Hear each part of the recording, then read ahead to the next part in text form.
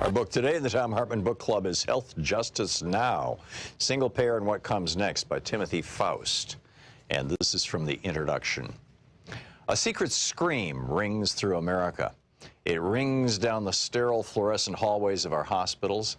It rings over our rural towns and our native reservations. It rings through our prisons, the bellies of our great cities.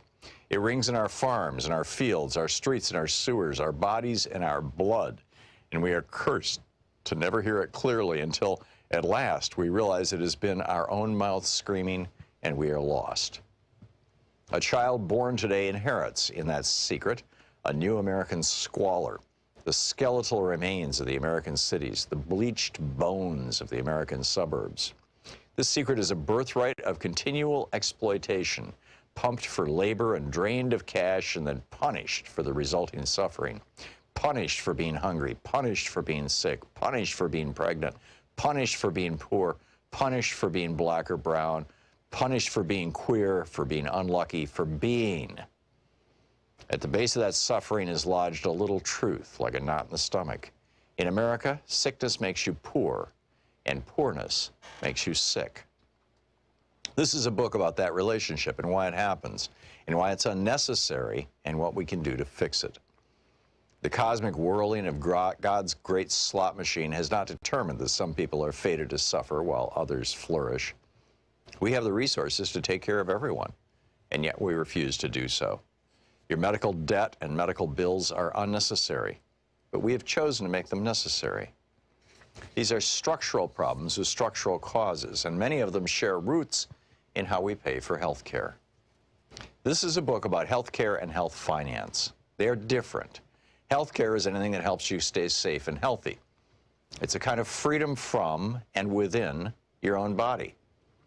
Health finance is the method by which we as a country pay for that freedom and by which we decide who gets to have it and who doesn't. Healthcare is more than what happens to you in the hospital. Healthcare is whether your home makes you sick, or your food makes you sick, or your environment makes you sick, or whether you have enough money to afford the things that keep you healthy. In America, the structure of corporate health care has convinced us that some people deserve health care and some people don't. This is a book about that corporate health finance, about private insurance and private insurers.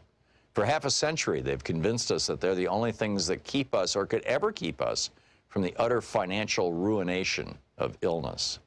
They've sold us different inadequate insurance plans and persuaded us that this is a form of great liberty, while chipping away at our freedoms for profit and holding our bodies and our children's bodies hostage.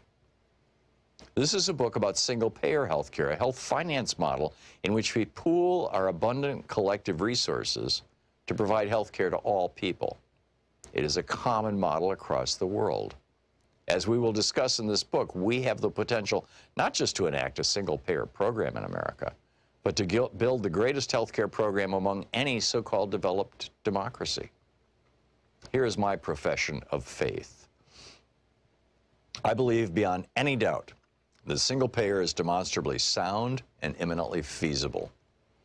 I believe a properly ambitious and well-structured single-payer program will do more than any other American social program of this generation to soothe the burns, to resuscitate the spirit, to nourish the moral will of the American people. I believe it will loosen the loathsome manacles of American health finance, an exploitative institution that profits by plundering from us our own bodily autonomy and that anchors a larger exploitation that holds those whom we love as captive leverage to guarantee our servitude to abusive employers or domestic partners, to those who seek to dominate us both in the office and in the hospital. I believe this nation owes its people, whose labor has created its rich banquet, the safety and agency of healthcare. I believe this healthcare is greater in scope than that which happens upon an operating table. I believe that housing, food, income, and more, the components of basic human dignity, are healthcare. And I believe our work is that of striving toward justice for all people. And I therefore believe, I have to believe, that single-payer healthcare is our moral imperative. Single-payer is our tool. Single-payer is our weapon. Single-payer is our first step.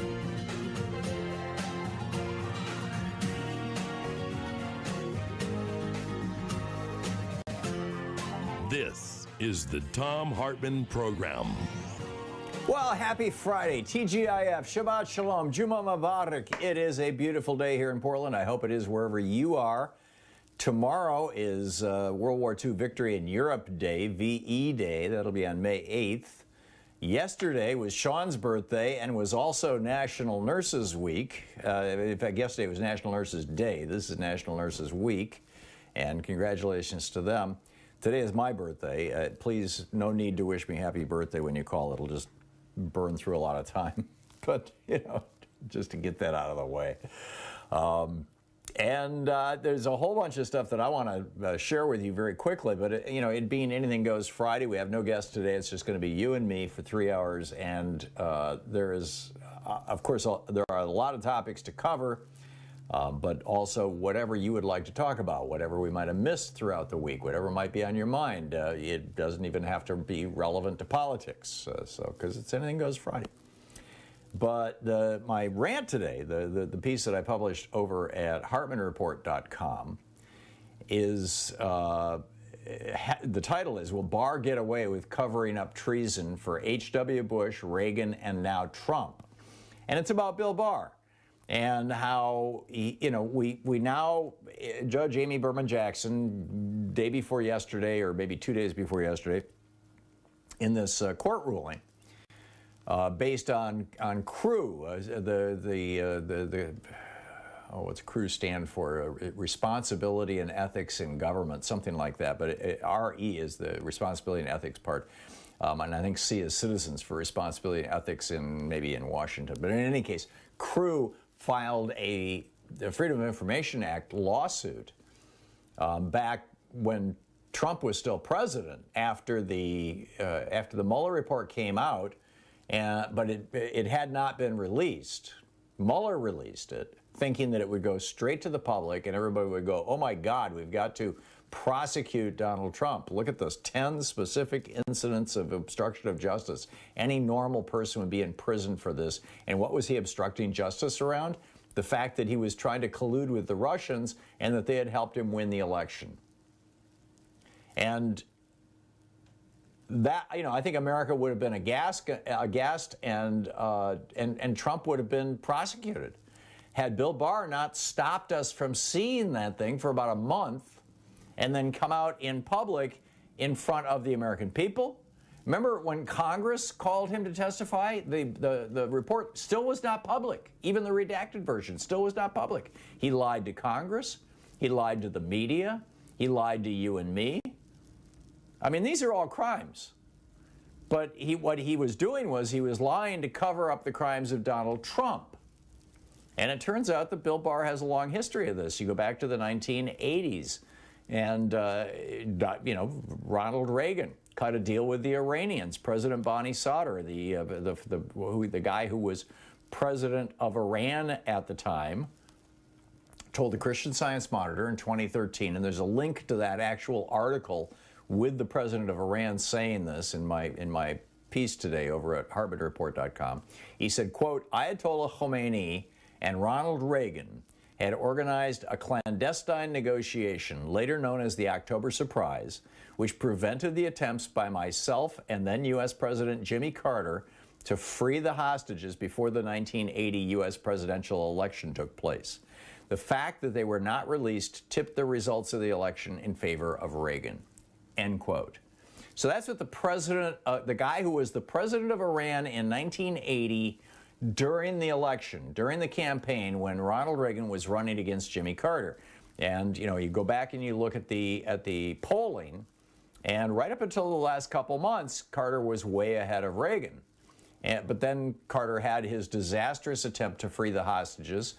The helicopter went down in the desert. It got covered, all across America. Those of you who remember 1980, all across America, people were tying yellow ribbons to trees and putting them on the front door of their houses. I mean, it was a thing. It was all over the country. And when Carter's attempt failed, that was functionally the end of the Carter presidency. And it turns out that this was something that had been organized by the Ronald Reagan for President campaign with the Ayatollah Khomeini, the head of Iran.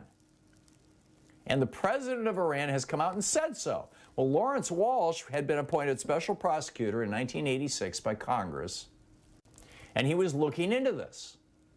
It was called Iran-Contra. We would sell them weapons if they would hold the hostages, and then we took the money from selling them weapons and used that to illegally buy weapons and send them to the Contras down in Nicaragua and also to mess with Guatemala and El Salvador. Things that Congress had specifically passed laws forbidding Ronald Reagan from doing. He did it anyway. I mean, we're talking about breaking major laws passed by Congress. So the investigation by Lawrence Walsh started in 1986. Reagan left office in 88, and, well, actually, January of 89, and January 20th specifically. And, like, within a week of his leaving office, we got the announcement that he had Alzheimer's and he would never again be seen publicly. I mean, I think he might have made one overseas trip during that first couple of weeks. Maybe it was a couple of weeks, but it was very, very quickly after he left. And so now we've got President George Herbert Walker Bush. Lawrence Walsh is continuing his investigation. He continues it through the 4 years of the Bush presidency. Bush refuses to turn over any documents to him that might have helped his investigation. Caspar Weinberger, who had been the defense secretary for Trump, or for Reagan, refused to turn over anything. Ollie North refused to turn over anything. I mean, you had this cast of characters, and they had already convicted several of them of crimes. Elliot Abrams, he was looking to go into prison. Ollie North, looking to go into prison. Caspar Weinberger, looking to go to prison. And so George Herbert Walker Bush, then Lawrence Walsh, the prosecutor, subpoenaed George Herbert, then President Bush's diary, his campaign diary from the 1980 campaign. And he wanted to see, did you have any contacts with Iran too? And Bush said, no, I'm not going to give that to you. And this came to a head the week of Christmas of 1992. This is 7 weeks after Bush has lost the election to Clinton, and 5 weeks before Clinton's going to be sworn in as president. So Bush is still president, but he's lost the election. It's in the lame duck period. So he goes to Bill Barr and he says, what do I do? How do I avoid going to prison for treason and revealing the treason of Ronald Reagan? And Bill Barr in 2001 told some report, this university was doing an oral history of the Bush and Reagan administrations. And Barr came right out and said, it was my suggestion. Pardon everybody, that will shut down the investigation. Which is not only what Trump did on his way out of town, but that's what George Herbert Walker Bush did. And thus you had this screaming headline across the top of the New York Times. I reprint the actual, kind of a photo of the New York Times in my article over at HartmannReport.com. Bush pardons 6 in Iran affair, averting a Weinberger trial, prosecutor assails cover-up. And then the subhead, Bush diary at issue. And then below that, 6-year inquiry into deal of arms for hostages, all but swept away. So the question, do you think, Joe Biden, President Biden has said, hey, if we're gonna go after anybody, that's not up to me, it's up to Merrick Garland. So is Merrick Garland gonna go after Bill Barr? For that matter, is he gonna go after Donald Trump? It looks like he is. But whether Bill Barr is in his sights or not, I don't know. But I just thought I'd raise the question because it's something that, it's really worth talking about. I tweeted it out this morning, too. It's over on our Facebook page, too, if you want to check it out. We'll be back with your calls on Anything Goes Friday. This is the Thom Hartmann Program. Whatever is on your mind, we can discuss. We've got to get into the unemployment claims. I got a bunch of other stuff. We'll sprinkle it through the 3 hours of the show. Stick around. We'll be right back.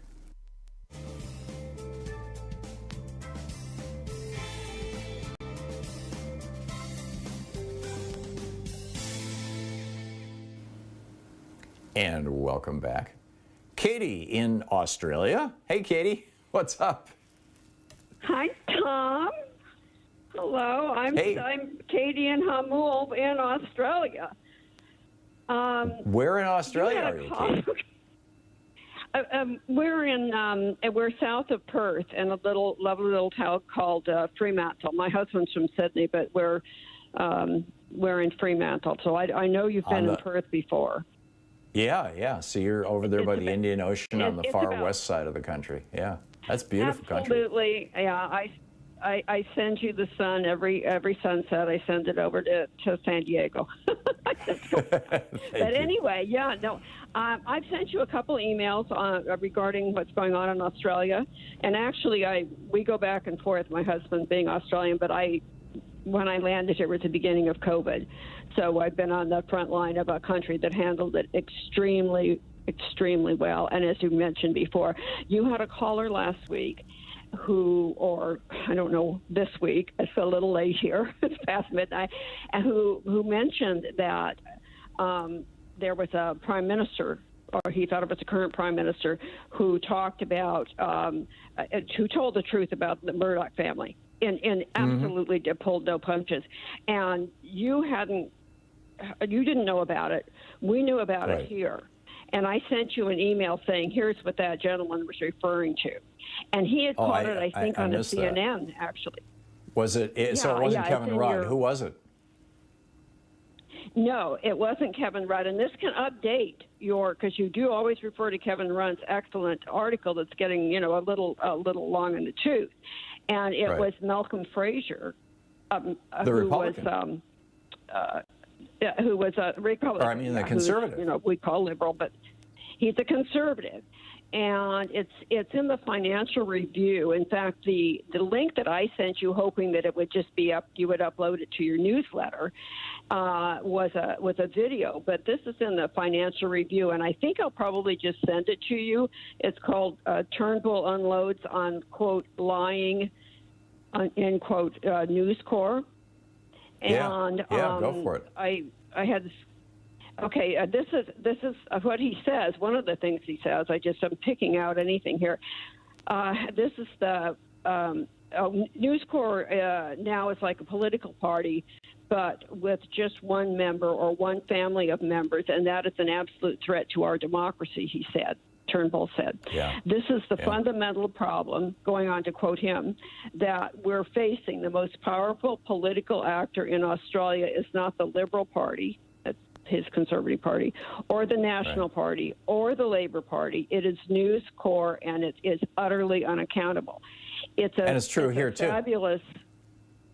Katie, when was he prime minister? I don't know the lineage, the order of prime ministers there. He was. Let's see. He was the one before this dreadful Scotty Morrison that we had. Morrison. So he's the immediate past prime minister. Pardon? He's the immediate past prime minister. He's the most recent. I think he's the immediate. There may have been, they do different terms. There may have been an Abbott in there, and he's a very active politician, and excellent for you to quote. Well, the conservatives are turning on the Murdochs. You know something real is going on. Katie, I'm out of time, but thank you. Thanks for the call, and I look forward to the note. Thank you again. It's great to hear from you. We'll be right back. It's 20 minutes past the hour.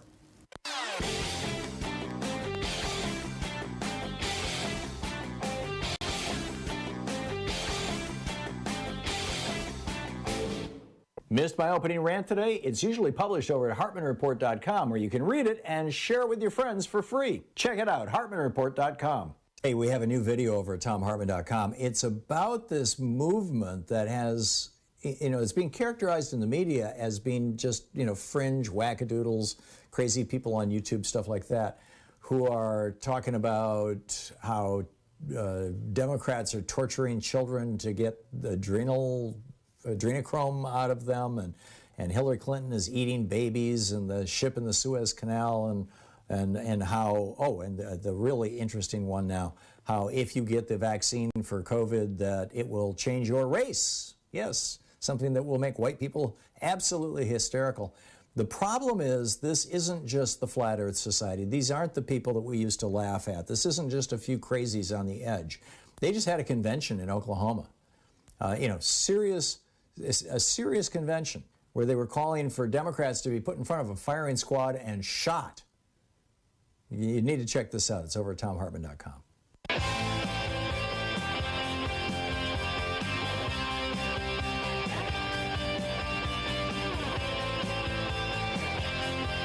And welcome back. I just want to make one quick note because it's kind of at the top of the news and everybody's talking about it, about the unemployment claims. They were expecting that today's jobs report that would come out from the Labor Department would indicate, or maybe it's Treasury, I think it's Labor, would indicate that there was probably a million new jobs created in April. And it turns out that it was only 200 and something, a little over 200,000. Don't have the exact number right here in front of me in this article, but and that's supposed to hurt the stock market, and that's supposed to indicate that Biden and the recovery aren't doing so well. I mean, this is what you're going to hear on right-wing talk radio today, right? This is proof that Biden's stimulus really didn't work, and the Republicans were right. We should have done nothing at all, and why all this big spending? And people won't work, they're getting too much money from the unemployment benefits, and quack, quack, quack, right? This is the right-wing take on the fact that fewer than 300,000 new jobs were created in April. The reality, just so, the next time one of your right-wing friends or neighbors or relatives or Facebook buddies or whatever throws that out, the reality is that people are still afraid to go back to work because there's still disease running around out there because of the Republicans in the mask holes, number one. Not everybody's vaccinated. Only about half of us are vaccinated. So number one, there's still fear. Number two, there are still a lot of people who can't go back to work, particularly women, although there's men in this category as well. Whoever's going to be the principal caregiver for their children in the family can't go back to work because the schools are not yet open in a lot of places, and most daycare is still not open at all. So you've got a lot of parents who simply can't go back to work. And then you've got some older workers, because the stock market has gone up so much, and a lot of people were a lot smarter than me, and they invested in the stock market after the crash in 2008, and they've got so much money now that they're just retiring in their late 50s and in their 60s. And God bless them. But, so you've got those folks who are just not interested in going back into the labor market. You've got some younger workers who have decided to look at different professions. They're going into other new fields, which shrinks the general labor pool. And a lot of employers are still trying to hire people at crap wages. $2.15 an hour for servers. And you wonder why restaurants are complaining that they can't hire servers. $7.25 an hour for minimum wage workers. And you wonder why why businesses are saying, hey, nobody wants to work. Yeah, nobody wants to work for that kind of money. Are you kidding? Particularly after a whole year of a conversation about $15 minimum wages. So anyhow, I just wanted to put that out there so you have it and and we're all well informed. Chaz in Lakewood, Washington. Hey, Chaz, what's on your mind today? Bonjour, mon ami. Hey, always a new language. What's up? Yeah, you're the one that inspired. Anyhow, hey, considering what perspective was due, wondered if I could be spared a minute or two. Go ahead.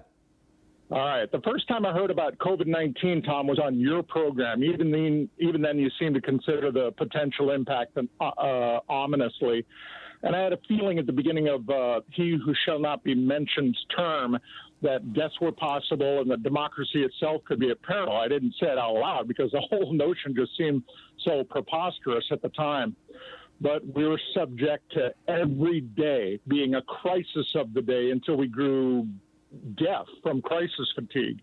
And then we came so close to losing it all in the election of 2020. And now I find myself reveling that things are normal again. This is a historical moment in time, Tom. Our children will be telling the story to their grandchildren that 2 years of our lives were just ripped away. COVID-19, as in 2019.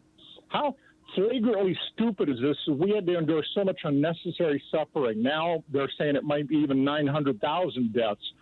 Such a horrific blemish on American exceptionalism. We could have led the world once again out of the darkest epoch of our lifetimes. No, we led the world in COVID deaths.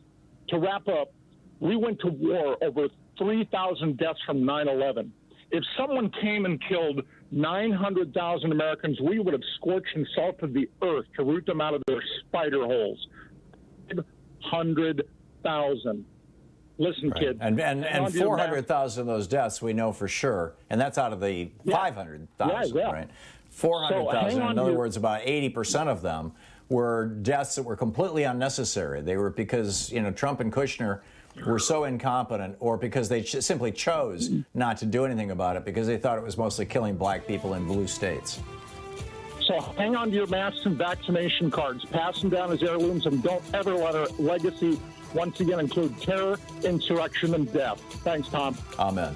Thanks, Chaz. Great rant. Okay, it's Anything Goes Friday. Your turn to rant, too. We'll be back with your calls after the break. Stick around. It's the Thom Hartmann Program, fair and only slightly unbalanced. You're listening to the Thom Hartmann Program. Call 202-808-9925. Anything Goes Friday, whatever's on your mind, along with the news of the day, of course. Foxitis, I'll tell you about that a little later on.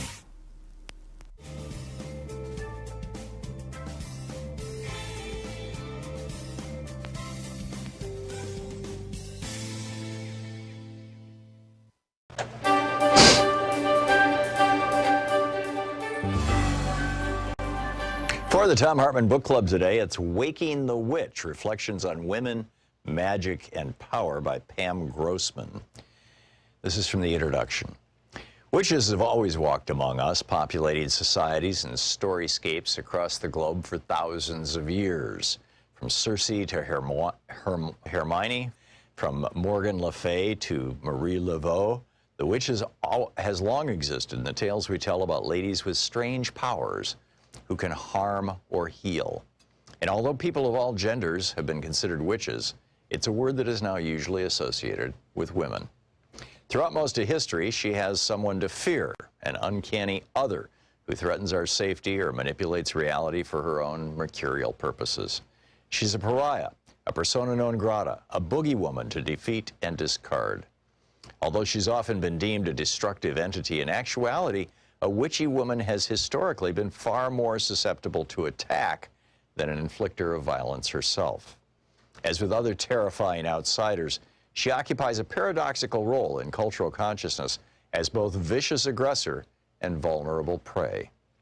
Over the past 150 years or so, however, the witch has done another magic trick by turning from a fright into a figure of inspiration. She is now as likely to be the heroine of your favorite TV show as she is its villain. She might show up in the form of your Wiccan co-worker or the beloved musician who gives off a sorceress vibe in videos or on stage. There's also a chance that she is you, and that witch is an identity you've taken upon yourself for any number of reasons, heartfelt or flippant, public or private. Today, more women than ever are choosing the way of the witch, whether literally or symbolically. They're floating down catwalks and sidewalks in gauzy black clothing and adorning themselves with Pinterest-worthy pentagrams and crystals.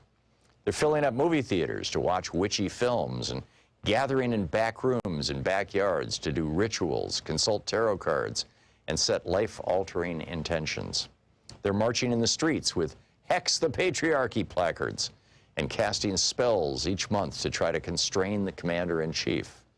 Year after year, articles keep proclaiming it's the season of the witch, as journalists try to wrap their heads around the mushrooming witch trend. And all of this begs the question, why? Why do witches matter? Why are they seemingly everywhere right now? What exactly are they? And why the hell won't they go away? I get asked such things over and over, and you would think that after a lifetime of studying and writing about witches, as well as hosting a witch-themed podcast and being a practitioner of witchcraft myself, my answers would be succinct. In fact, I find that the more I work with the witch, the more complex she becomes. Hers is a slippery spirit. Try to pin her down and she'll only recede further into the dark, deep wood. I do know this for sure, though. Show me your witches, and I'll show you your feelings about women. The fact that the resurgence of feminism and the popularity of the witch are ascending at the same time is no coincidence. The two are reflections of each other. That said, this current witch wave is nothing new. I was a teen in the 1990s, the decade that brought us such pop culture as Buffy the Vampire Slayer, Charmed, and The Craft. Not to mention riot girls and third-wave feminists who taught me that female power could come in a variety of colors and sexualities. I learned that women could lead a revolution while wearing lipstick and combat boots, and sometimes even a cloak.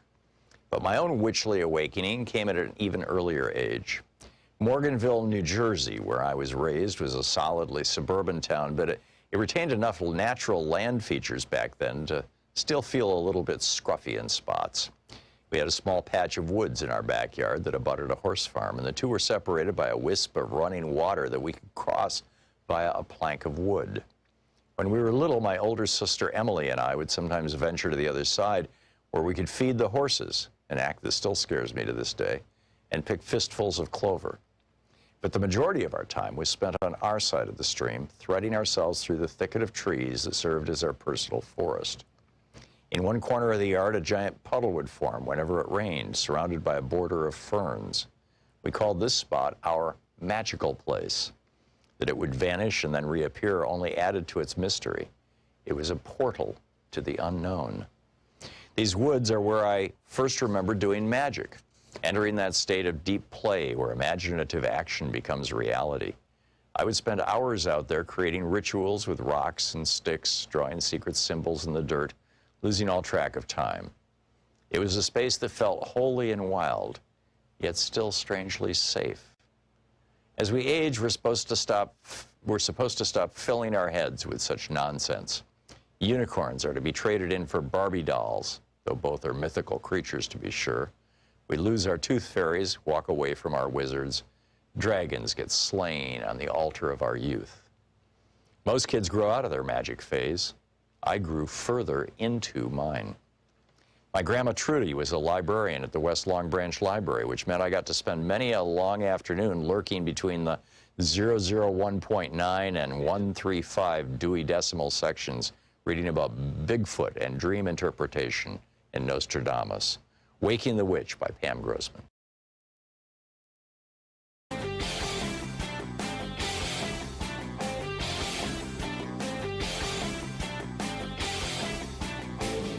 Our 1-hour free podcast recaps our show, and it's available wherever fine podcasts are found. And we have the full 3-hour podcast available over at thomhartmann.com if you want to really support our program.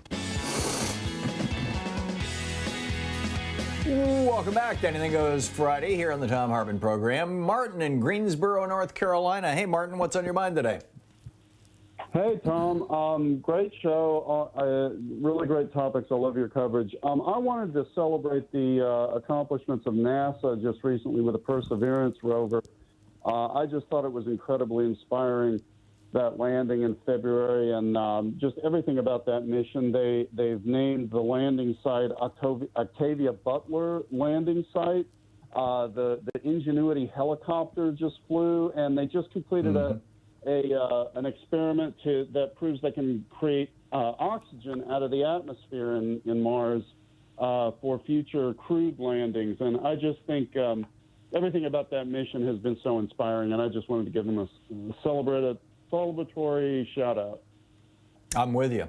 The other thing that I find fascinating is that they're discovering that apparently there's a large quantity of water on the planet buried under the ground, and which again means that at one point there was probably life on the planet, but beyond that, that if we were to try to land humans there, we could have access to water as well as you pointed out, we could concentrate oxygen out of the atmosphere. Exactly. It still would be a very, oxygen, very hostile place. Everything. That's very true, but I just think it would be fascinating to actually send people to another planet if we get around to that. I think it'd be great. I'm with you. Martin, thank you. Thank you. Excellent homage to NASA. Jessica in Chicago. Hey, Jessica, what's on your mind? wish you a very happy birthday. But can we get the Trump baby balloon in Arizona? The sore losers just continue to want to recount over and over. And I wish I could go to Arizona and protest with a poster saying, wah, wah, wah, ooh, hoo, hoo, hey, sore losers, your community is losing over 100,000 for the stupidity. And so one other thing, yesterday, the first thing Rep. Elise Stefanik does is go on Steve Bannon's show to talk about the Arizona ninja counting and how they need to find 40,000 ballots from China. But it makes sense that the Republicans want to replace Cheney with Stefanik because she spoke for a half hour to stop the count of the ballots at the Capitol on January 6th, saying the election was stolen. And I sent an email to Rachel Maddow. I want to send it to you. I saved a screenshot. Rep. Elise Stefanik said, and it started out, it said, real results, and then it had a little hammer emoji, and then right before it said, we the people.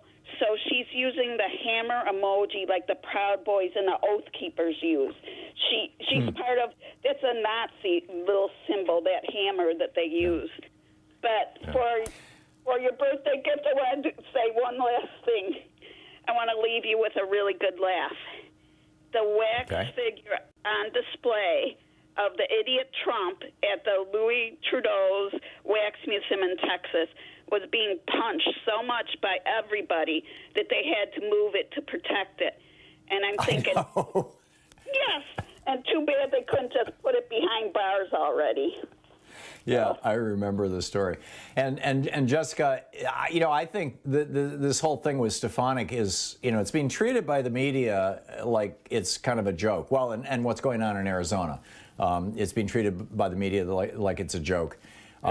There's a reason why we really, really need to take this super seriously, what's going on in Arizona, even though the feds are going to come in and probably shut it down if the high school proms don't do it before that. But what they're doing in state after state, I mean, again, the law that DeSantis signed in Florida yesterday allows partisan elected officials to decide who won the election, not professionals. Just like the law in Georgia allows the Republicans who control the state legislature to decide who won the election, regardless of what the ballots say.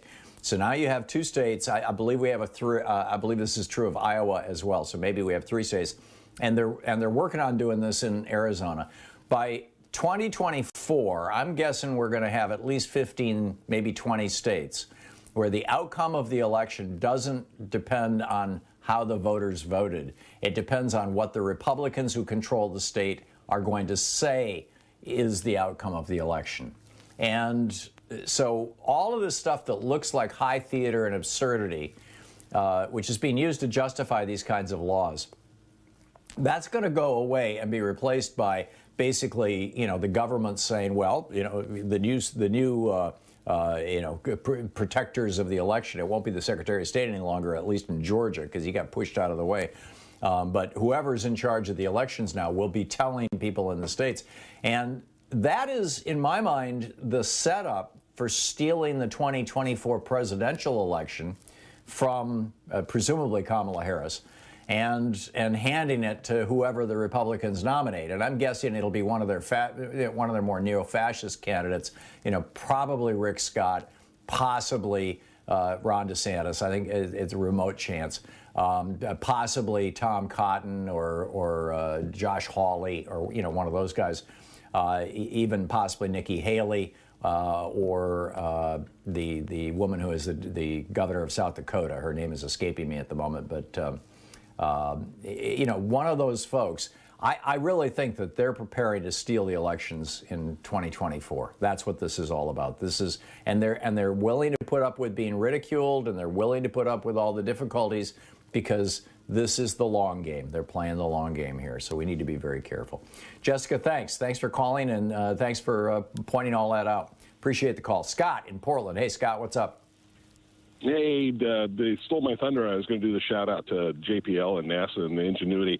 But I will say this, that I think that the image, the first image that came back from the Ingenuity, which was its shadow on the surface, is going to be one of those iconic, like the Earthrise images of a moment it's sort of ethereal where you don't really see the land, the orbiter. You don't see the device. You see its shadow, and that sort of tells a story about it. Just the fact that there's a shadow on the surface implies all this other. It's kind of like the of Mars from the Apollo 11. Yeah. It's like the Apollo 11 shot. There was just a full shot of the boot print on the surface. We've all seen, and again, it's kind of like you don't see the boot.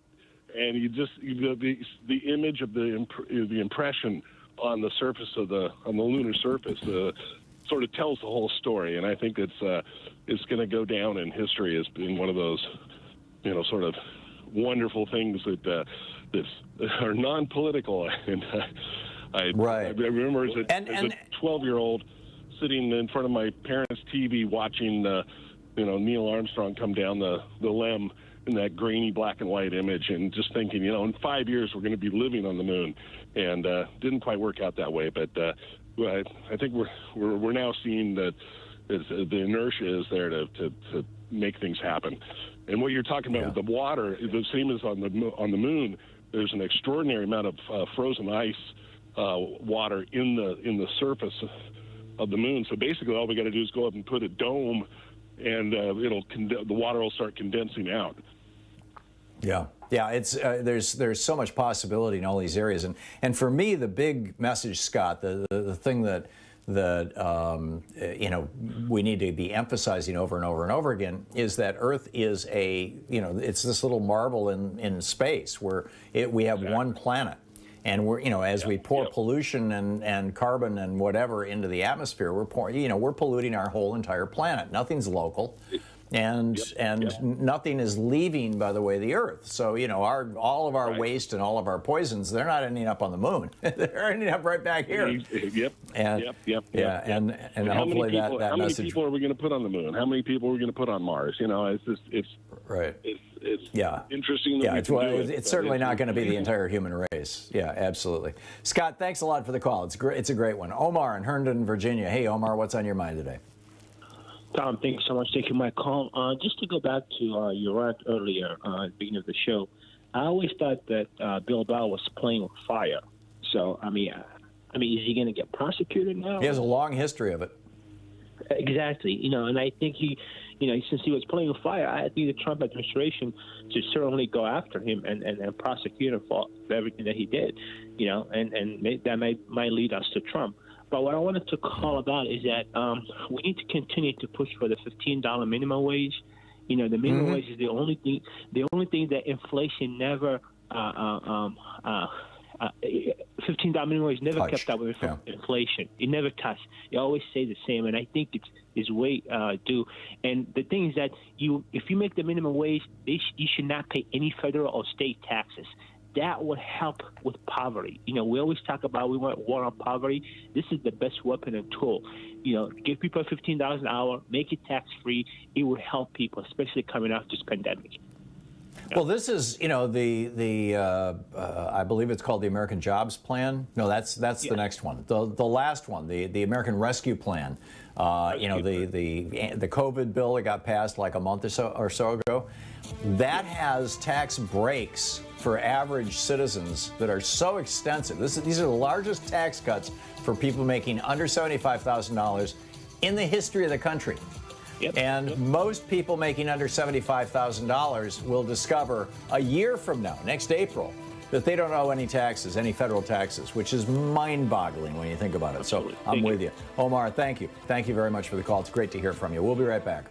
You're listening to Thom Hartmann. Visit ThomHartmann.com for audio and video archives. 45 minutes past the hour, and Anything Goes Friday. Back with your calls in just a moment.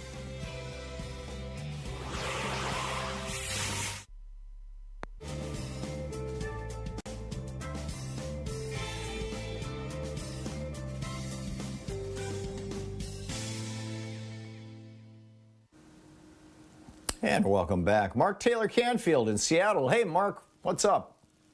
Happy birthday, Tom. Well, thank you. It is, we just had May 3rd, which was the World Press Freedom Day, as designated by the United Nations. And then Reporters Without Borders came out with their World Press Freedom Index, which is ranking the U.S. 44th in the world in terms of press freedom this year. So it's the 30th anniversary. Isn't that tragic? I mean, we're the guys who invented that concept back in the 1770s?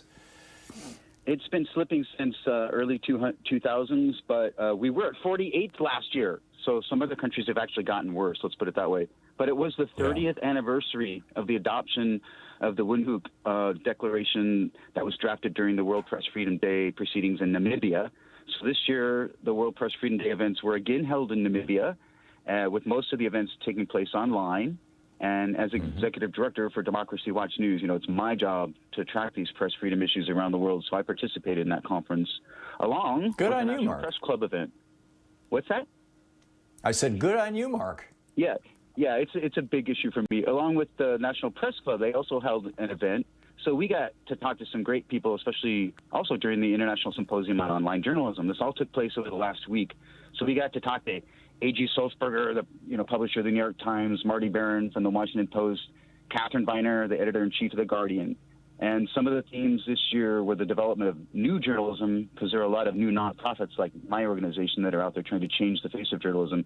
There's also a lot of talk about the protection of female journalists, because the International Women's Media Foundation reported that a study showed that 70% of female journalists have been reported being harassed online, usually from men.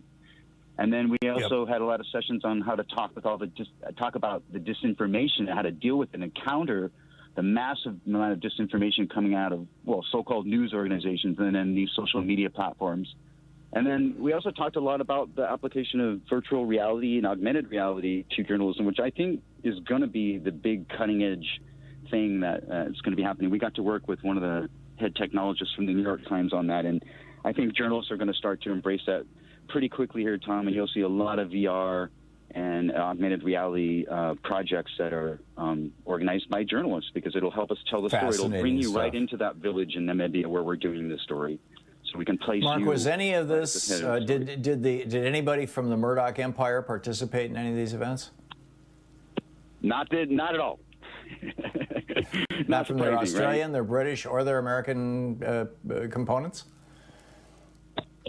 Yeah, there were, as far as the ISOJ, there were 132 countries represented. There were like 7,300 people that had registered. So this is mostly countries, not press companies.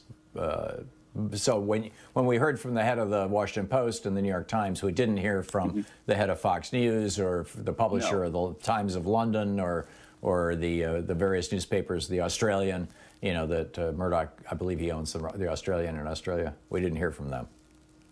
No, we did get a really great session from Catherine Viner from The Guardian, but no, we didn't hear about that. And by the way, The Guardian's model, their contribution model, is doing quite well. They actually are one of the most sustainable news organizations right now, which is really a great thing.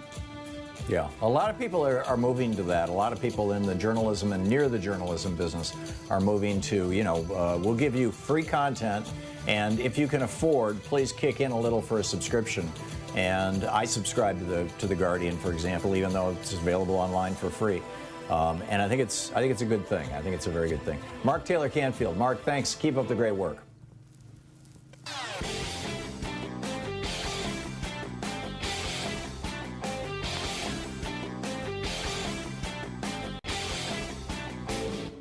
Missed my opening rant today? It's usually published over at HartmannReport.com, where you can read it and share it with your friends for free. Check it out, HartmannReport.com.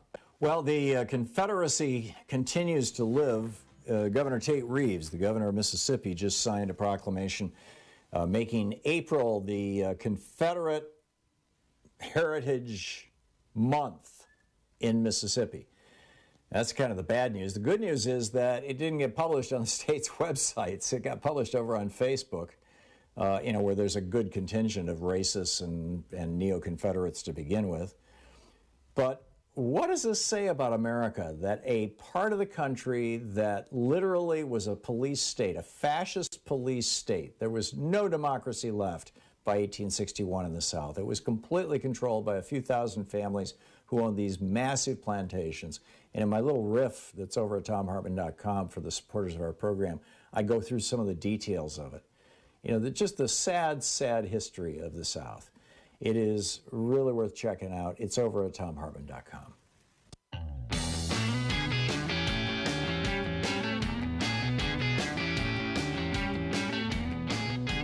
It's Anything Goes Friday here on the Thom Hartmann Program, picking up your phone calls. Tim in Aloha, Oregon. Hey, Tim, what's on your mind? Tom, you've gone over a few things that I wanted to say, but I watched the news conference this morning with Biden, and basically he wanted to, because that jobs report, it was 266,000 jobs, so that's the number. But he's basically saying, we're in this for the long haul. We can't expect things to change overnight, but it's remarkable what has been accomplished just in the last 4 months. And one aspect of this that a lot of people aren't pursuing like they should, like some of the Michael Beschloss and Doris Kearns Goodwin, these presidential historians that you see on most of the cable channels, is where do you think we would be right now if Trump would have been reelected and the Republicans were in control of the House and the Senate? Where do you think we'd be? You talk about right, and we had just continued to do basically nothing. I mean, Trump ordered 100,000 doses, or 100. What was it? 1 million. Right. I'm trying to. Anyhow, he ordered one. No, it was 100 million doses of vaccine. 100 enough to provide a first vaccination to a little less than a third of Americans. And then Pfizer came back and said, "Hey, you want to buy a second 100 million?" And Trump said, "No, no, not interested. Go away." The pandemic, the economy, voters' rights. Can you imagine where we'd be right now? We would not be a functioning republic any longer, Tim. That if Trump had been able to hold on to the White House. People have to be reminded that's how close we that. were. Oh, and by the way, I'm with you. Today is your birthday? Yeah. Yeah, well, mine's the 17th. My best friend is the 10th, and guess who was 90 years old yesterday? Who's Willie that? Mays. Wow. Well, I guess 17th wouldn't be Taurus, but a lot of around there. And yeah, one of my brothers has his birthday tomorrow. Sean's was yesterday. Another brother is next week. It's like for us, well, I'm an identical twin, and we missed Gemini by 3 days because 17th is Taurus. Willie Mays. Well, I met him after a baseball game in 1962 in San Francisco. Really? Yes. Oh, wow. Quite an amazing thing, and he's born the same month as I would. He's the last. He's the only surviving of the oldest surviving baseball player now that's in the Hall of Fame. Yeah. Pretty amazing. That's wonderful. I did not realize that Willie Mays was even still alive. But he's 90. That's incredible. Tim, I need to move along, but thank you, and thanks for all of that. There's a lot packed into that call. Fred in LaPorte, Indiana. Hey, Fred, what's on your mind? Yeah, Tom, I talked to you before. I got sucked into making a contribution to an outfit that said they were a Congress and Senate watchdog, and come to find out it was a right-wing Republican thing, and I'm still kicking myself for not checking it out. Hey, it happens to the best of us, Fred. Now, I got something else here, and they really make you feel good. I've been selected to represent a representative of Indiana for the 2021 Senior Rights Survey, and this is an outfit, the National Committee to Preserve Social Security and Medicare, which was founded in 1982 by former Congressman James Roosevelt, son of President Franklin Roosevelt, signer of the law that created Social Security. Pretty good credentials. How true is it? It may well be true. I can't tell you because I've never really dug into that before, Fred. But I know that Franklin Roosevelt's son or grandson has been active in trying to preserve Social Security and Medicare. The group that I support is SocialSecurityWorks.org, and they're doing some really great work and very aggressively. Generally, these fundraising mail things that I get, with here's your membership card or all this kind of stuff that really kind of worked back years ago for direct mail and still does, I suppose, probably with the boomer demographic and the generation that's just a little bit older than the boomers. who are aging out quickly. I tend not to respond to that kind of stuff because it just, it seems like they're spending money to get money, and I'm really far more interested in the groups like Social Security Works that are doing, they're doing some publishing work. I think they just published a book on Social Security. They, we have Alex on our program regularly. Who is, I think he's the executive director or the co-executive director of Social Security Works. Yeah. And so there's some good groups out there. But you're wise, Fred, to vet anything you get from anybody these days, because you just never know. I mean, it might have been started, back in '82 by a great guy, and then he died, and then it got taken over, and then the Koch Foundation took it in or something. I mean, it could be anything. That's what I'm afraid of. I'm 81, and I'm supposed to be feeble-minded, and I'm not quite yet. But I still, there's so many scams going on that I just, I'm almost afraid to do anything anymore. Yeah. Well, with things like that, you can always plug them into a search engine and dig 3 or 4 levels deep. Sometimes the first couple things that come up are computer, but and it seemed to be legitimate. But I looked up something else I talked to you about. Was, of course, the demise of democracy going into dictatorship, and you explained that to me. Yeah.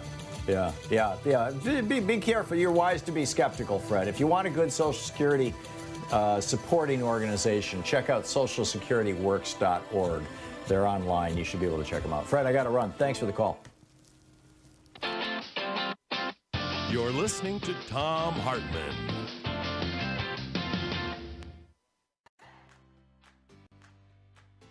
These companies support the Thom Hartmann Program. They are HelloFresh, the #1 meal kit delivery service. More information at hellofresh.com, code TOM. CB Distillery for sleeping and pain relief. More info at cbdistillery.com, code TOM. Annie's Kit Club's creativity delivered right to your door. More info is available at annieskitclubs.com/Tom. EasyFlow, personal air filtration system. Fresh air anywhere. More info at easyflowusa.com, code TOM. Masterclass with world-class instructors. More info at masterclass.com/Hartman. And Dinovite, only the best all-natural pet supplements. More info at dinovite.com.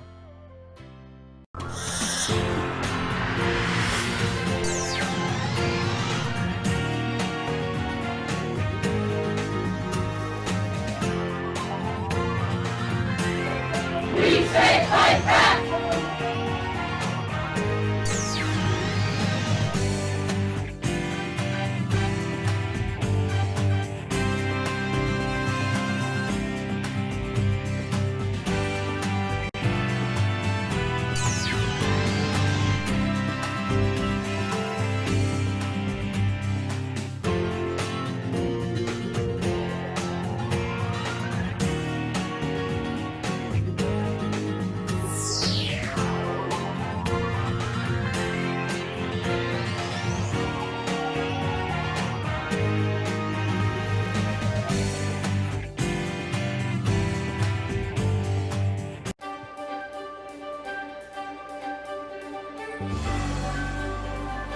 Our book today in the Thom Hartmann Book Club is Ezra Klein's new book, Why We're Polarized. This is from the introduction, and it's a couple pages into it. I'm starting out here. I have found that American politics is best understood by braiding 2 forms of knowledge that are often left separate: the direct on-the-ground insights shared by politicians, activists, government officials, and other subjects of my reporting, and the more systemic analyses conducted by political scientists, sociologists, historians, and others with the time, methods, and expertise to study American politics at scale.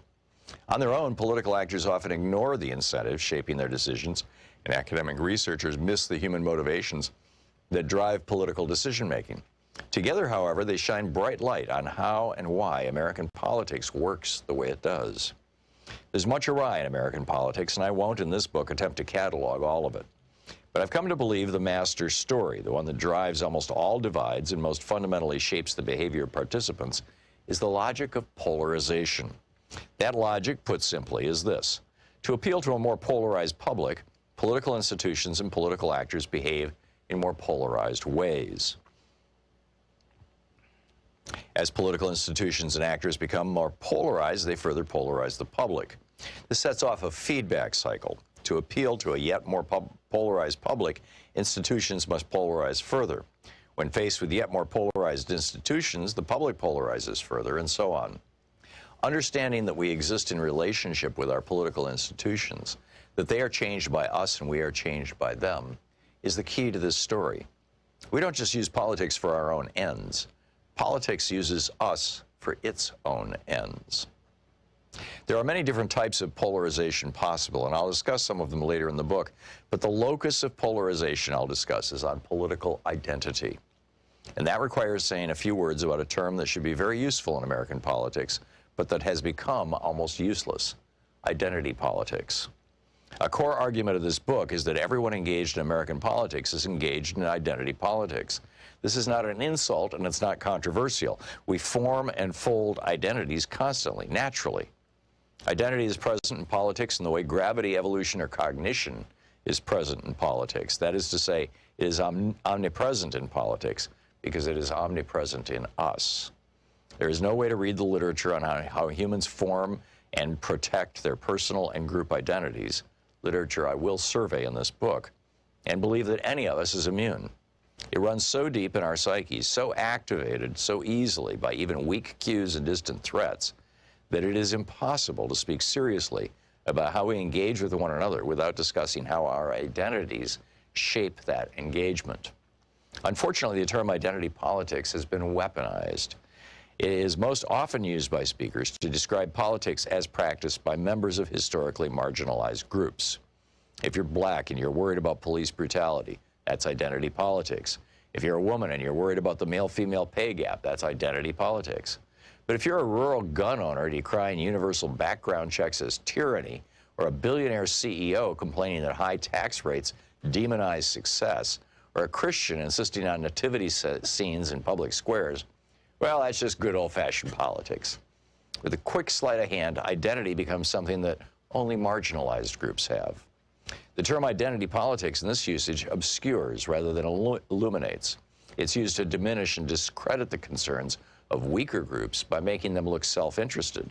Special pleading in order to clear the agenda for the concerns of stronger groups, which are framed as more rational, proper topics for normal political debate.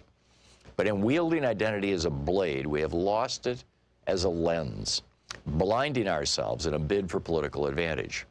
We're left searching in vain for what we refuse to allow ourselves to see. All politics is influenced by identity. Those identities are most powerful when they are so pervasive as to be either invisible or uncontroversial. American is an identity. So too is Christian. When politicians, including the irreligious, end speeches with "God bless America," it's not because they're making an appeal to a higher power, but because they're making an appeal to our bedrock identities. If you don't believe me, ask yourself why there are so few open atheists or even agnostics in national politics. This does not mean that politics is an equation solved by locating identity. Identity shapes our worldview, but it does not mechanistically decide it. And while we often speak of identity as a singular, it is always a dizzying plural. We have countless identities, some of them in active conflict with each other, others lying dormant until activated by threat or fortune. Much that happens in political campaigns is best understood as a struggle over which identities voters will inhabit come election day. Will they feel like workers exploited by their bosses, or heartlanders dismissed by coastal elites? Will they vote as patriotic traditionalists offended by NFL players who kneel during the national anthem, or as parents worried about the climate their children will inhabit? What we are often fighting over in American politics is group identity and status. Fights that express themselves in debates over policy and power, but cannot be truly reconciled by either.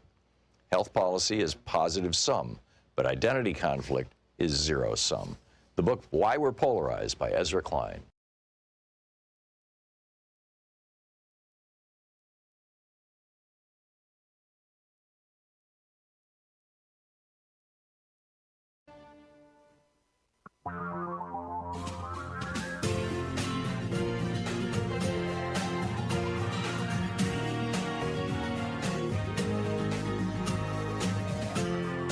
This is the Thom Hartmann Program. Welcome back. Anything Goes Friday here on the Thom Hartmann Program. A couple quick things I wanted to share with you, though, before we get back to your calls. First, our Geeky Science for the day. 1 cup of leafy green vegetables a day lowers your risk of heart disease. Eat your damn salad. This is a study that was done in Denmark. It was part of the Danish Diet, Cancer, and Health Study. It was a 23-year-long study involving 50,000 people. And what they found was that people who consumed the most nitrate-rich vegetables, that's dark green vegetables or green vegetables, not only had lower blood pressure, about 2.5 points lower the systolic blood pressure, but they had between a 12 and 26% lower risk of heart disease. Heart disease, of course, kills more Americans than anything else.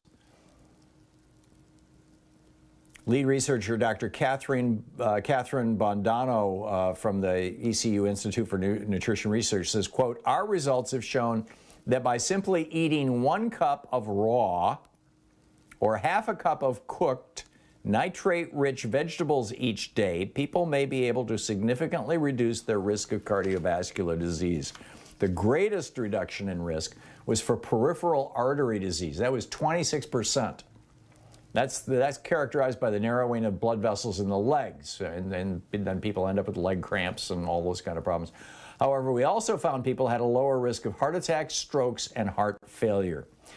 She said such hacks like including a cup of spinach in a banana or a berry smoothie might be an easy way to top off your daily leafy greens. She said blending them is fine. In other words, put it in your Vitamix, which I don't think Louise and I have not had a Vitamix since we were in our 20s. It's been a long time. It's like a super blender that will just liquefy anything.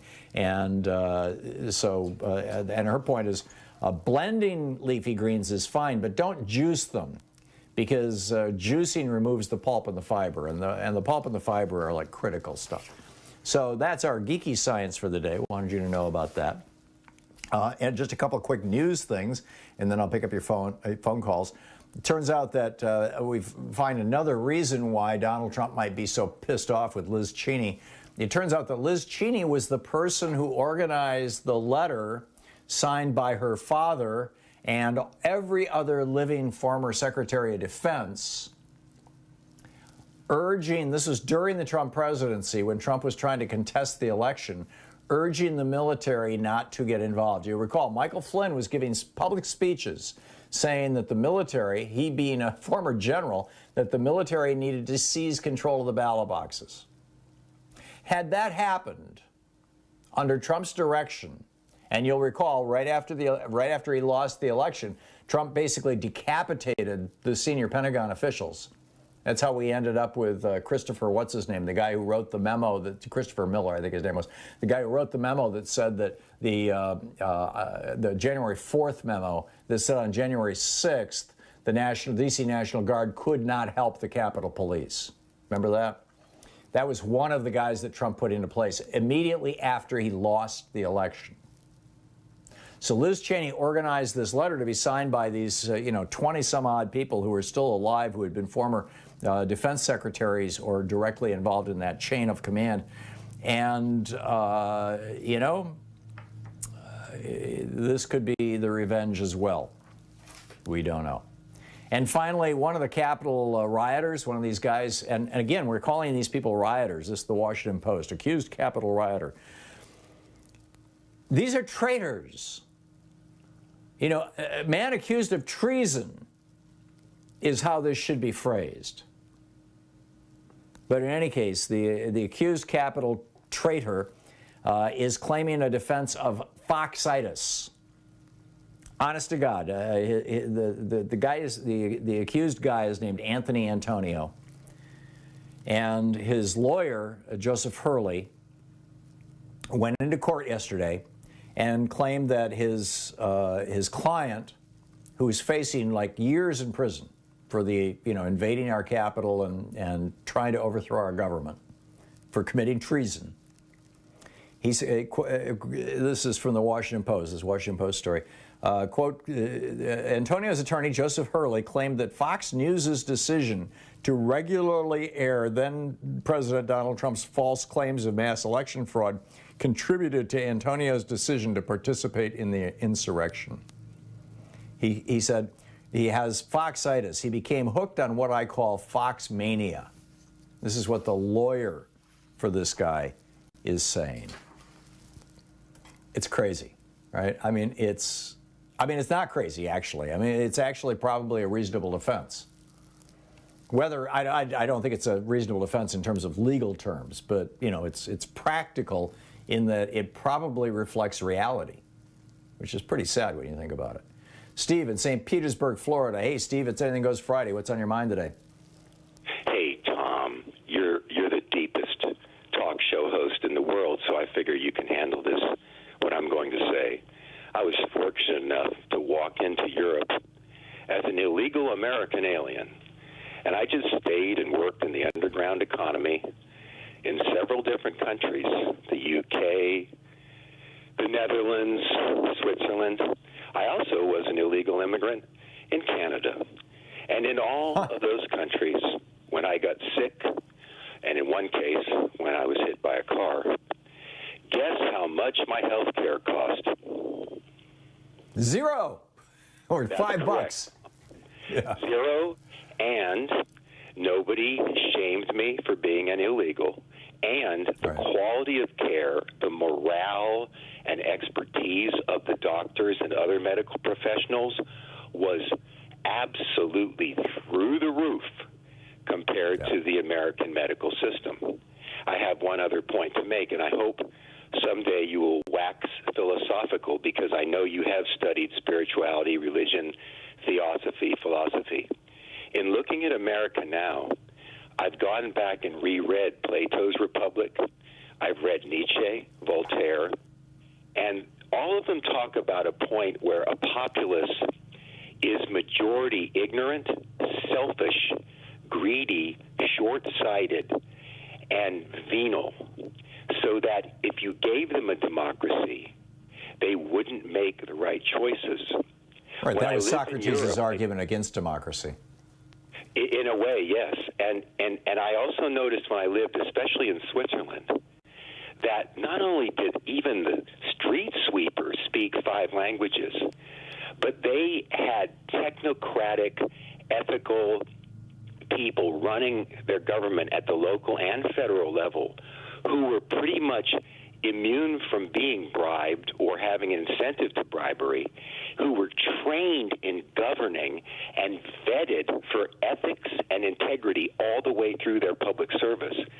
I'm beginning to wonder if America has a chance. What do you think? I do, Steve, and it's in part because I'm such an old fart. I remember prior to Reagan, Reagan came along and made the comment once, and I've seen it repeated many, many times on right-wing message boards and by right-wing talk show hosts over the years, that there are no smart people in government because government doesn't pay very well, and if you were really smart, you'd be working in industry, and therefore government gets the worst people. That was Reagan's shtick.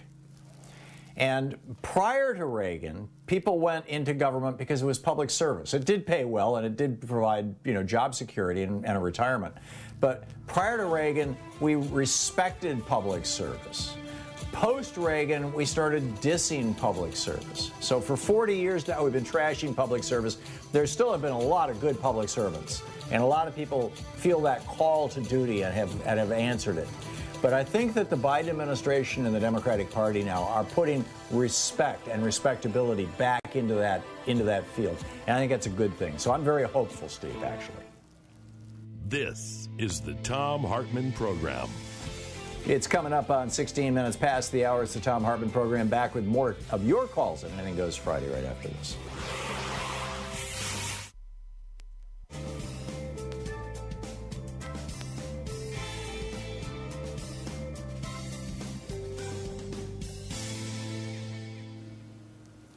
And welcome back. Mark in Dana Point, California. I've been to Dana Point. Hey, Mark, what's on your mind today?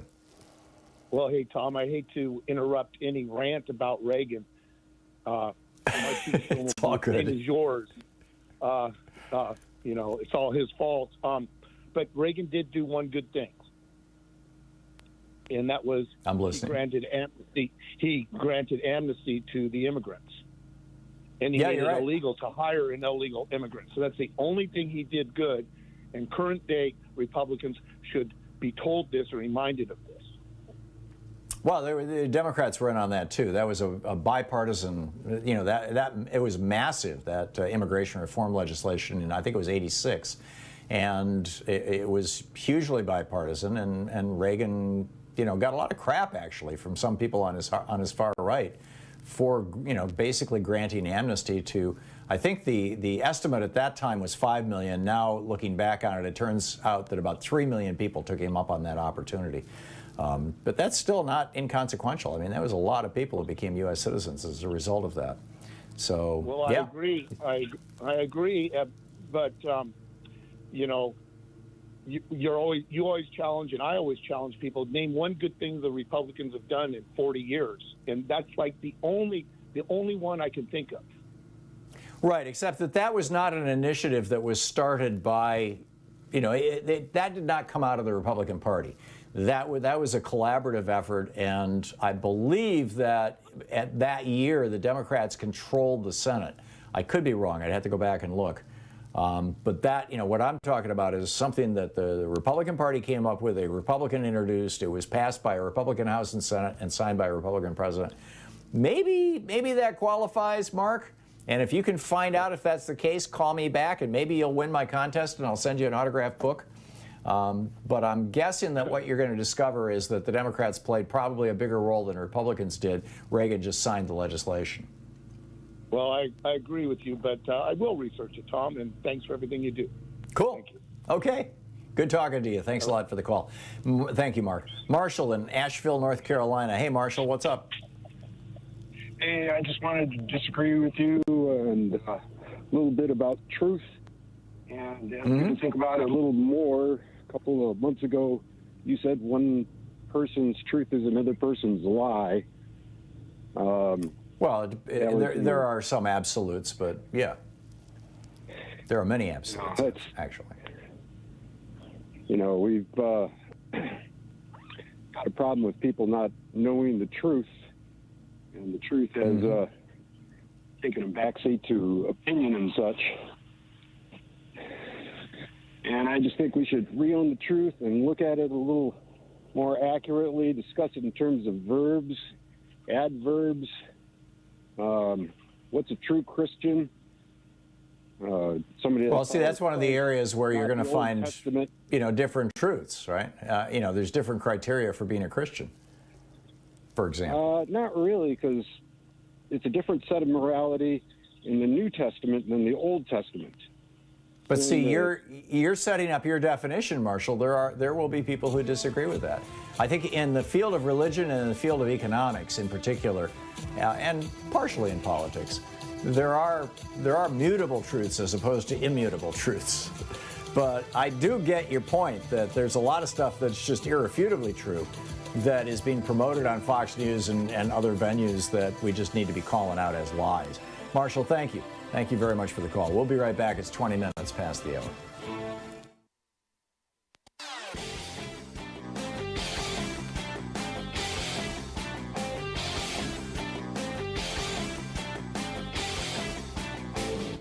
Missed my opening rant today? It's usually published over at HartmannReport.com, where you can read it and share it with your friends for free. Check it out, HartmannReport.com. Ask a boomer what it was like going to college back in the 60s and 70s and whether they had to go into debt to do it.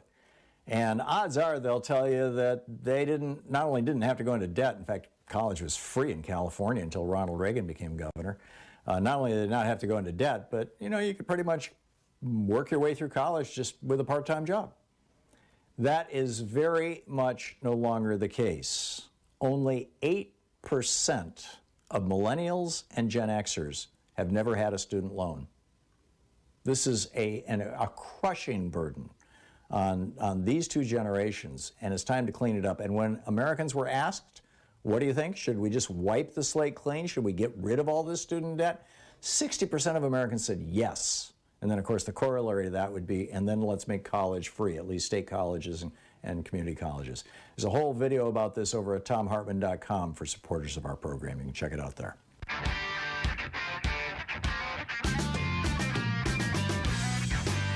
And welcome back to Anything Goes Friday here on the Thom Hartmann Program. And Robert in Greenville, North Carolina. Hey, Robert, what's on your mind today? Okay, Tom, what's going on in Arizona with that counterfeit recount? Yeah, the so-called recount, yep. Yeah, they're looking for bamboo with ultraviolet light to see if ballots came from China. Right. You know Which is kind of crazy because they grow a lot of bamboo in Arizona.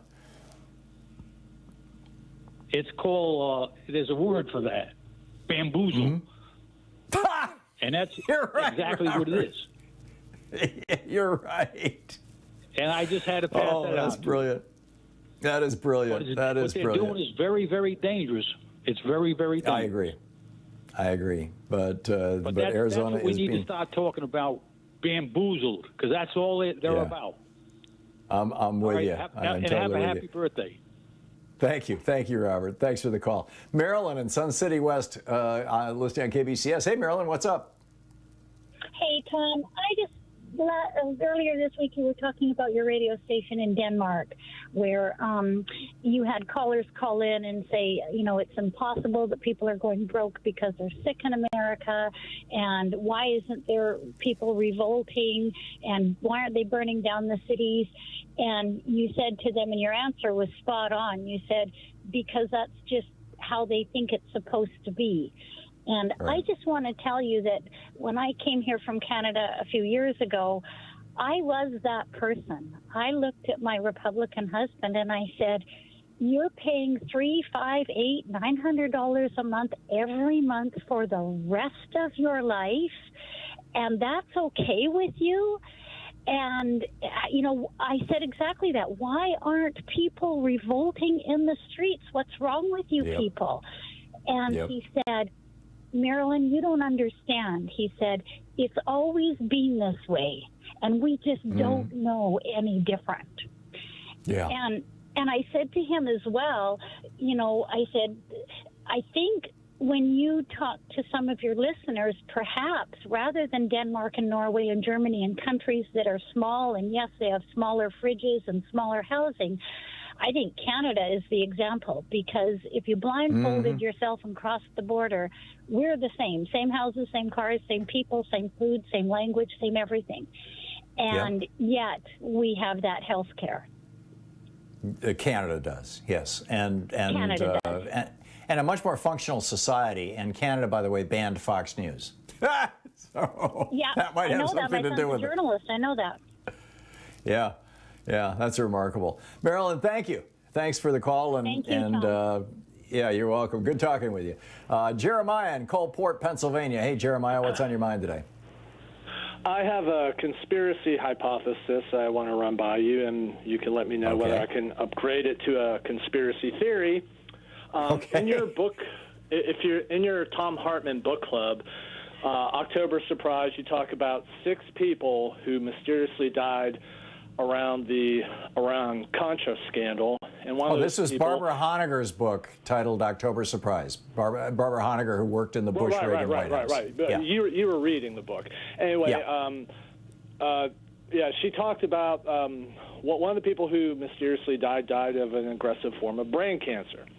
Okay, so keep that in mind. And Bob Novak was the one who outed Valerie Plame. He said Karl Rove gave him the information. Karl Rove denied it. And then Bob Novak dies of brain cancer. So did anyone involved with the Valerie Plame scandal have him killed? That's my hypothesis. I doubt it, Jeremiah.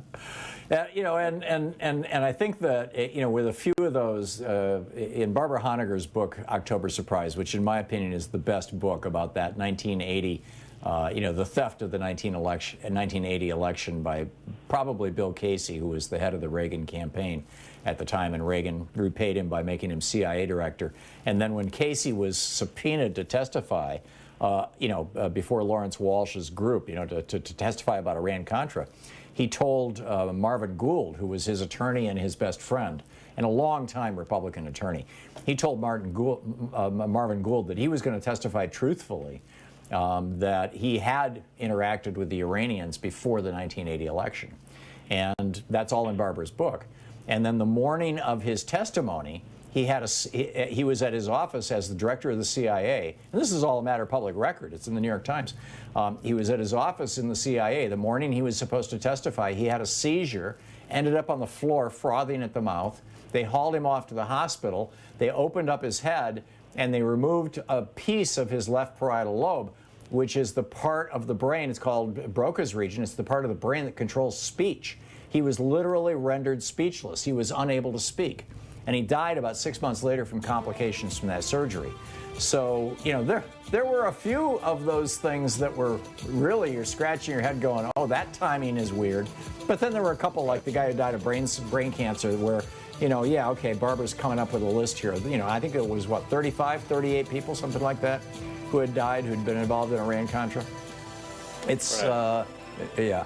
Jeremiah, I'm not sure that you've got it on this one, but good try. Thanks for the call. To the Thom Hartmann Program. Call 202-808-9925. That Bill Casey thing, though, has always haunted me.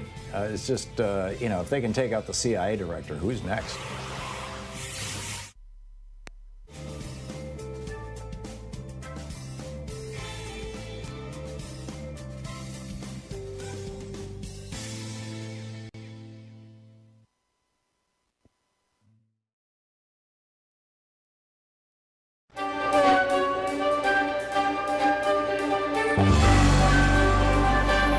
Our book today in the Thom Hartmann Book Club is Richard Wolff's Understanding Socialism. This is from the introduction. Socialism is a kind of yearning for a better life than what capitalism permits for most people. Socialist yearnings are as old as capitalism itself because they are its products. Where and when capitalism's problems and failings have accumulated criticism and critics, socialist voices have arisen. And so it is again now. Any serious discussion of socialism must begin by acknowledging socialism's rich diversity. Whatever particular aspect of socialism we choose to analyze, they need to be located within socialism's complexity. That avoids presenting one's own interpretation as if it were the entirety of socialism. In this book, I focus on the economic aspects of socialism, how it differs from capitalism in broad outlines.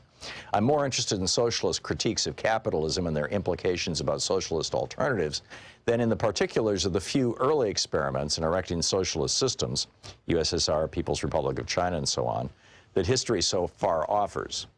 Finally, my own education and work constrain me to concentrate on Western Europe and North America. Some important aspects of socialism are thus not covered or discussed here. Yearnings for better lives, such as socialism proposes, are not new. In slave societies, the slaves hoped and dreamed of lives less hard and less out of their own control.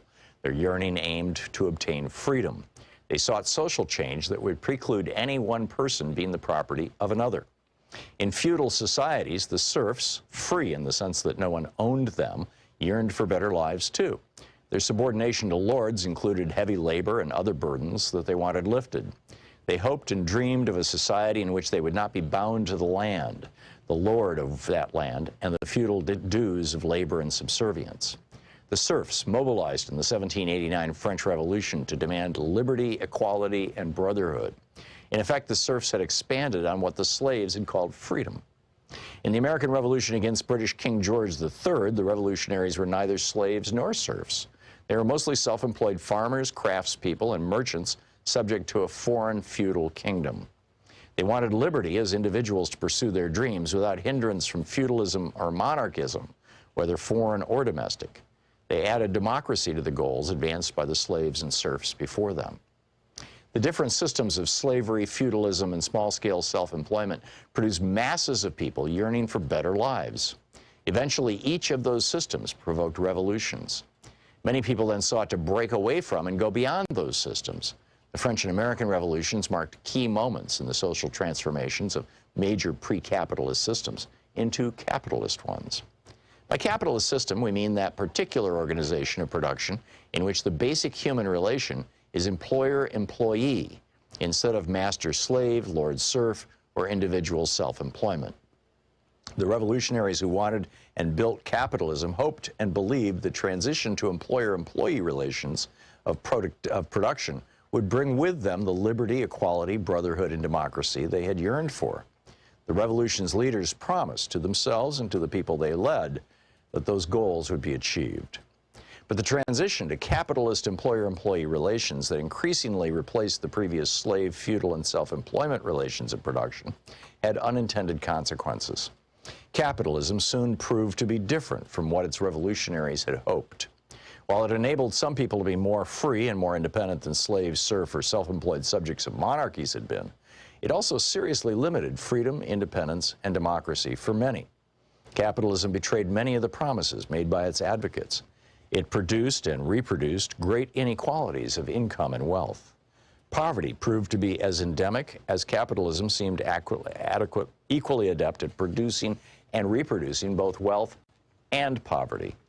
The capitalist rich used their wealth to shape and control politics and culture. Democratic forms hid very undemocratic content. The cyclical instability attending capitalism constantly threatened and hurt large numbers of people, and so on. Growing numbers of employees within capitalism began to yearn for better lives. They defined those yearnings first in the familiar terms of the earlier French and American revolutions: equality, fraternity, liberty, and democracy. They criticized a capitalism that failed to deliver those to most people and demanded social changes to achieve them. Many people still continue to want a better, softer, friendlier capitalism, where government regulates and intervenes to achieve more of what the French and American revolutionaries had yearned for and promised. They are also often self-defined as socialists. However, capitalism's development provoked another, different perspective that also called itself socialism. In that view, capitalism had not broken from slavery, feudalism, and monarchy nearly as much as its advocates had imagined. Slavery had master slaves, feudalism had lord serfs, and monarchy had king subjects as their key sources of their inequalities, lack of freedom, oppressions, and conflicts. The employer-employee relation of production and capitalism generated parallel problems. Capitalism installed monarchies inside individual workplaces, even as monarchies outside workplaces were rejected. Kings mostly disappeared, but inside workplaces, the owners or their designated boards of directors assumed king-like powers. The book Understanding Socialism by Richard Wolff.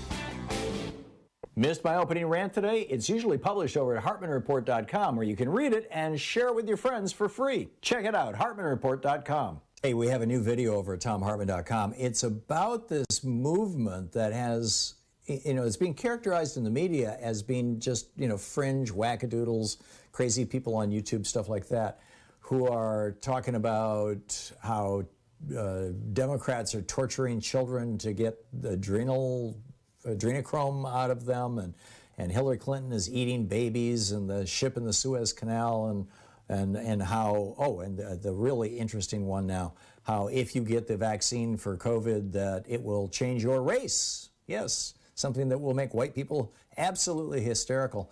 The problem is, this isn't just the Flat Earth Society. These aren't the people that we used to laugh at. This isn't just a few crazies on the edge. They just had a convention in Oklahoma. A serious convention where they were calling for Democrats to be put in front of a firing squad and shot. You need to check this out. It's over at ThomHartmann.com.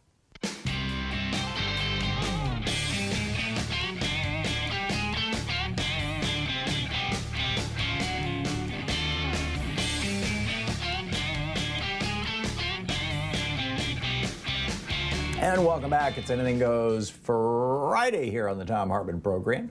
And let's see here, Deborah in Denver, Colorado. Hey, Deborah, what's on your mind today? Hi, Tom. Happy birthday. I'm Thank you. On YouTube. What's up?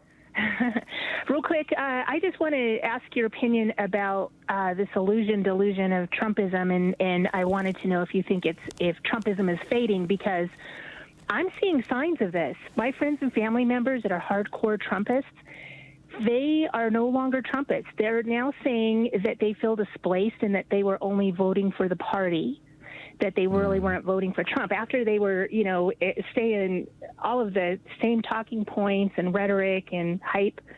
Now, and this is different people, about, a lot of different people from Denver, Colorado Springs, and Pueblo.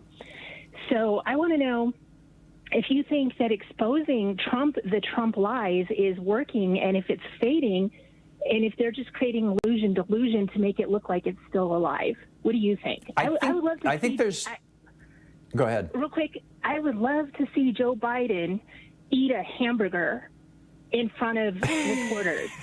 Just pop their bubble and expose another lie. There you go. And then the reporters would be going, no, that's really beyond meat, isn't it? Deborah, I think there's two things happening with the Republican Party right now.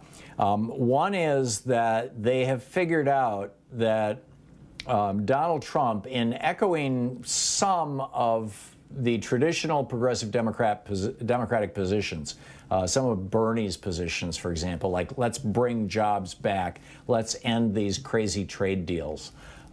Republicans have always been in favor of those trade deals. NAFTA was, negotiated by the Reagan and then the Bush administration, as was the GATT. I mean, that actually was first negotiated in 1954, but GATT basically died back in the 50s, and it was George Herbert Walker Bush who brought it back.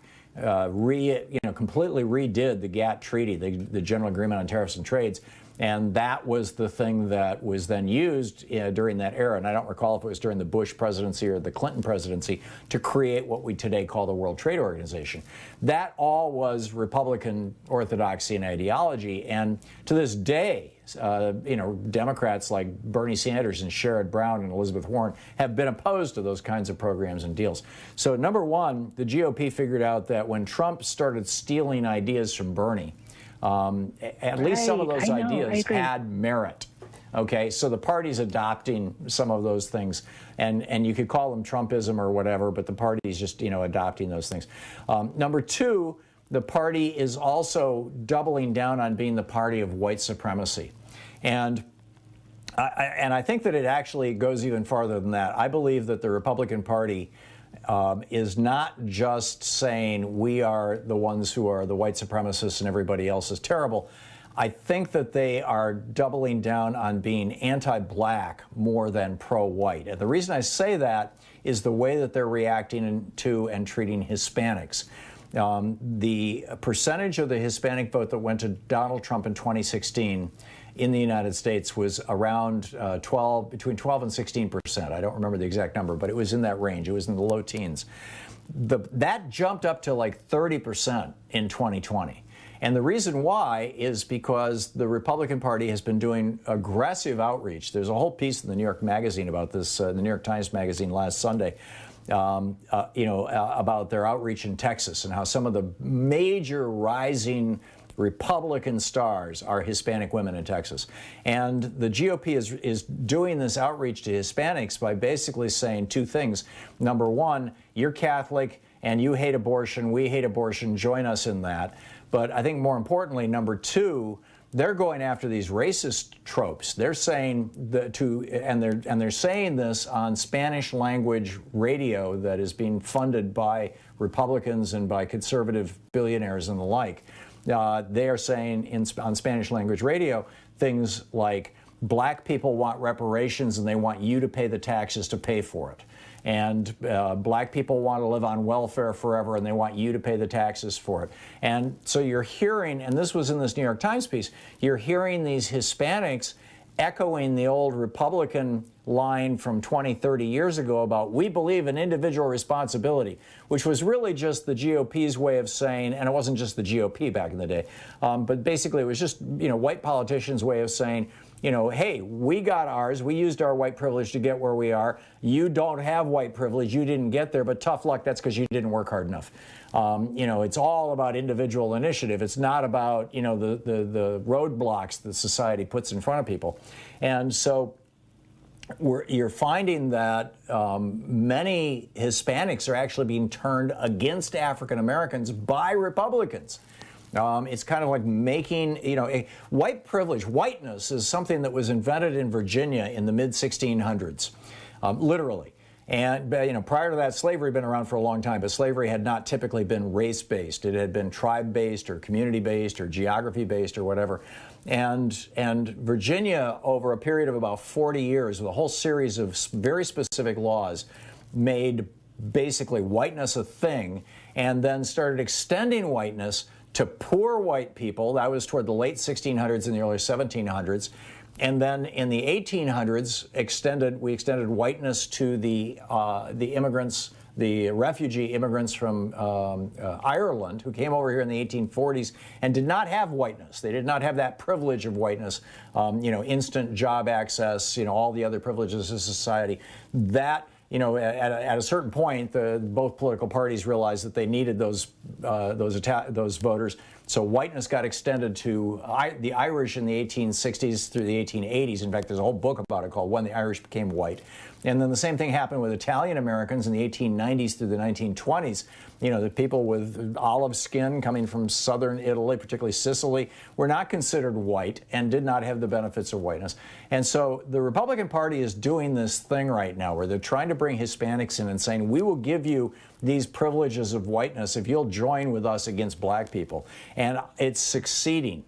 And, you know, I would love to hear from Hispanic listeners who you know, may know more about this than me. I'm just basing my rant here, Deborah, on, you know, 2 or 3 articles I've read in the last couple of weeks, in particular this piece in the New York Times. But that concerns me. And, can I tell you something real quick? Yeah, go for it. I'm Hispanic. Okay. And I will tell you that I came from a very strong Christian, hard right-wing Christian family. And what I found is that what they would do, what Republicans would do, especially at the churches, because they come in, they bring in political people to come and talk to the church. Mm-hmm. And what I found is that they use our faith against us. And then if you don't vote Republican, then people shun you and they think that you're a heathen, which is in the Hispanic community or in this particular church, or both? Both, because we are a very religious people. And I will tell you that I also have a very strong Jewish background as well. And so what I wanted to tell you is that how they're getting to Hispanic people is by using their belief system against us. However, we're starting to find out. I mean, I found out a long time ago because, I mean, I started seeing lies for what they really are. And one of the things that they would say about the abortion is, you know, that if you're voting for a Democrat, that you're actually voting for abortion. But in Judaism, how that works is that that the holy nation was not to have abortion, but the goyim, which is the nations, they are going to, and you're not responsible for them. You're to keep your the holy nation holy. And as long as if somebody was committing a sin, you had to take 2 witnesses and confront them and let them know that what they were doing was wrong. Right. And if they continued with it, it wasn't on you. So you weren't being held accountable for that. They were. And so the United States of America is one nation under God, and we have freedom of religion here. As Christians or as Jewish people, we're to let people know what you're doing is wrong. And then if they continue with that, then it's on them, not you. So I don't buy this idea that I don't buy this idea that the United States is responsible for somebody having an abortion. You see what I'm saying? I absolutely do. Deborah, thank you. Thanks for informing me and for the personal part of that story too. I'm glad to hear that I wasn't sounding like a crazy man. Deborah, thank you. Thank you. It's 45 minutes past the hour. It's Anything Goes Friday. We'll be right back. You're listening to Thom Hartmann. Visit thomhartmann.com for audio and video archives. Back with more of your calls on the other side of this break. It's Anything Goes Friday. You and me for 3 hours.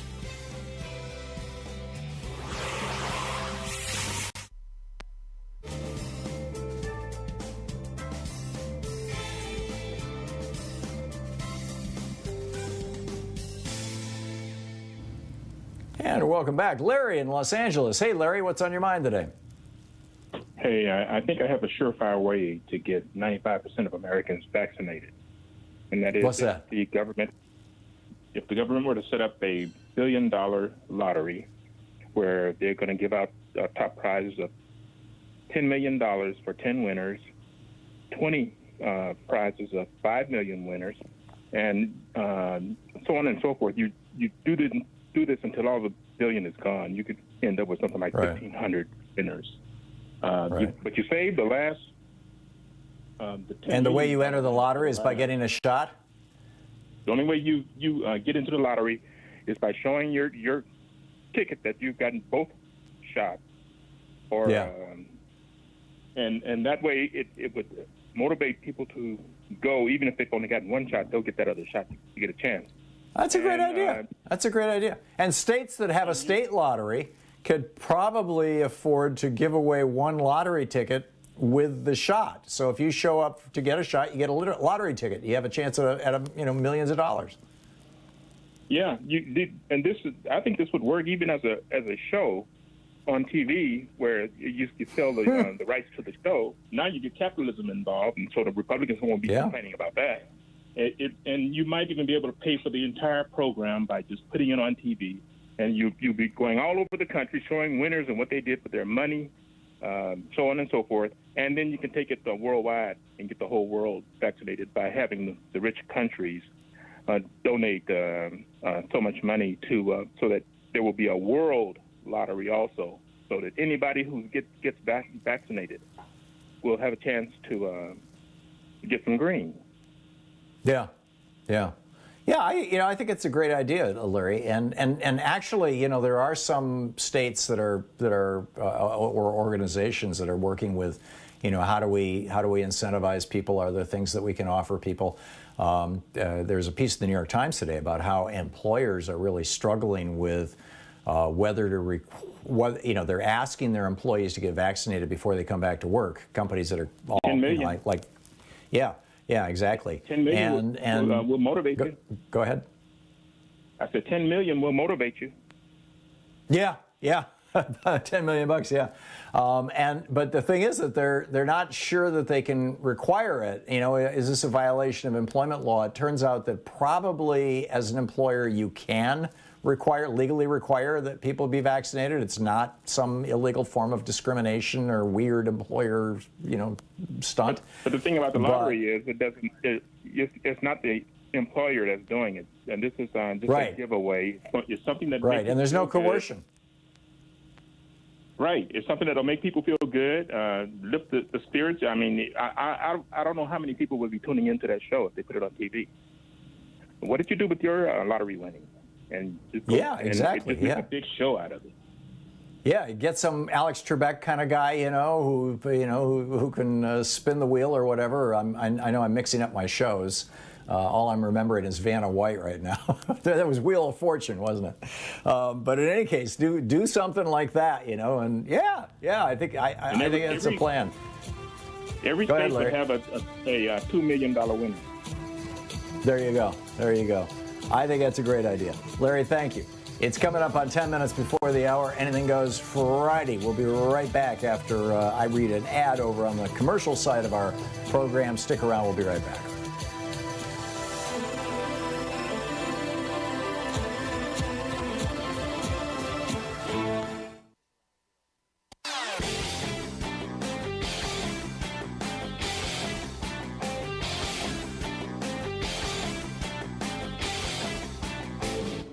Missed my opening rant today? It's usually published over at HartmannReport.com, where you can read it and share it with your friends for free. Check it out, HartmannReport.com. So the Republican Party has sold themselves way back, all the way back to the 60s, really, as the serious party. We're the party of issues. We take stuff seriously. We have serious policy analysis. We have serious constitutional analysis. We are serious about the economy. We have all these think tanks, Heritage and Competitive Enterprise and Cato, and we've got the Federalist Society finding serious judges that we can put on the federal bench, and in response to 4 dead Americans, they got real serious. 5 House committees, 2 Senate committees. They created a separate House Select Committee for 4 dead Americans. That was Benghazi. Thousands of hours of testimony. The Secretary of State testifying for 8 hours straight. But when 5 people die at the Capitol, not so much. Got a new video about it over at ThomHartmann.com.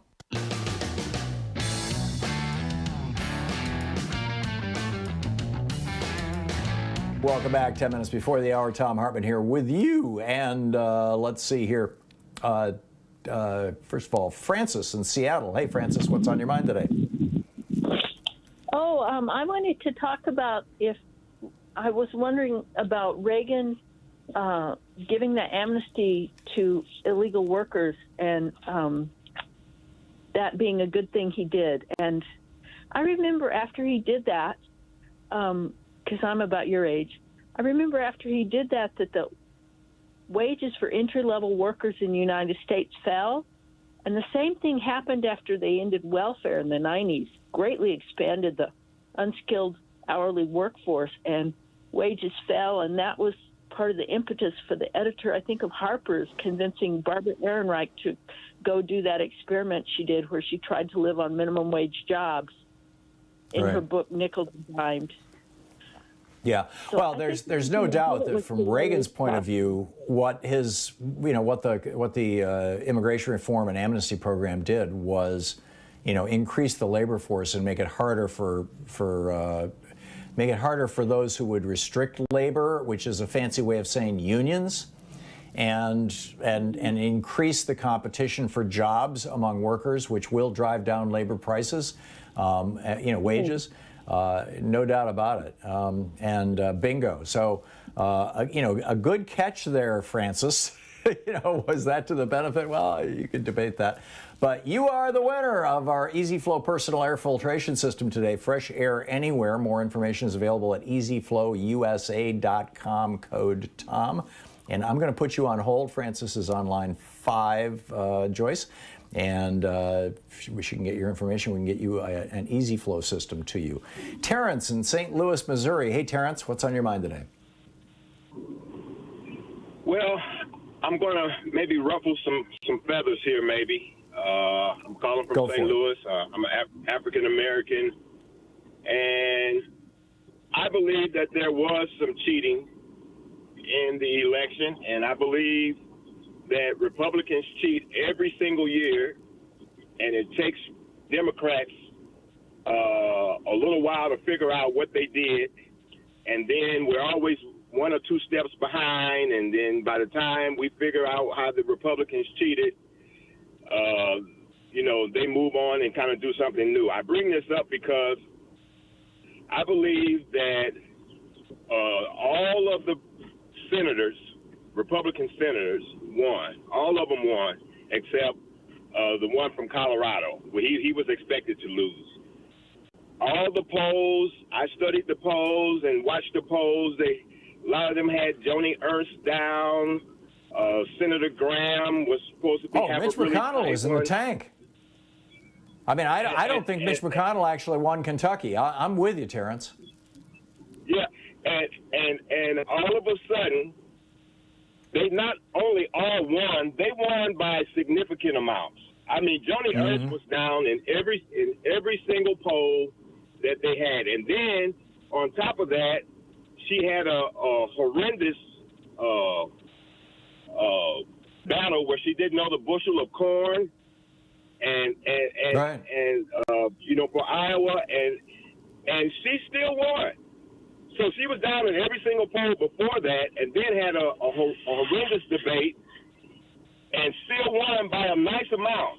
And I think they've got us on our heels telling us that, that we cheated and that we're cheating, and we're so busy defending that everything was transparent that no one's ever taken the time to figure out how all of their senators not only won all the close races, but they won by significant amounts. So I'm still not convinced that, they did everything fairly, because they never do. And you've spoken on this before. And I just think that they just got us on our heels. And one more thing, what I want to say on top of that is I've been a juvenile officer for 15 years. And criminals always try to distract you, while they're doing something. They have you look the other way. And no one has looked into how all of those senators won all those close races by huge amounts. Yeah. And I just wanted to get that off my chest today, Tom. Yeah, no, I'm with you, Terrence. And ever since, Tina Brown used to have this TV show called Topic A with Tina Brown, and Howard Dean came on. This was back in the day when he was running for before he was running for president.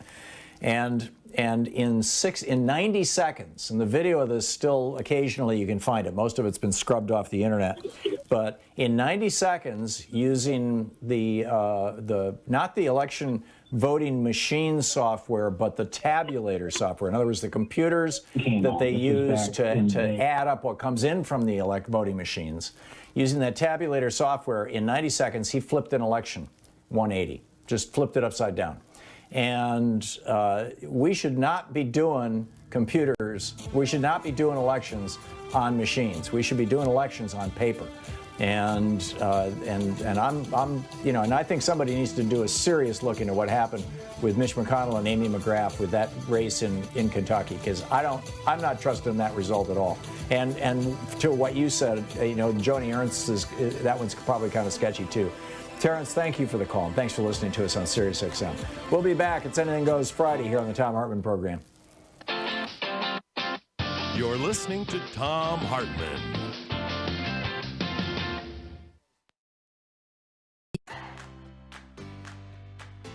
These companies support the Thom Hartmann Program. They are HelloFresh, the #1 meal kit delivery service. More information at hellofresh.com, code TOM. CB Distillery for sleeping and pain relief. More info at cbdistillery.com, code TOM. Annie's Kit Clubs, creativity delivered right to your door. More info is available at annieskitclubs.com/Tom. EasyFlow, personal air filtration system. Fresh air anywhere. More info at easyflowusa.com, code TOM. Masterclass with world-class instructors. More info at masterclass.com/Hartman. And Dinovite, only the best all-natural pet supplements. More info at dinovite.com.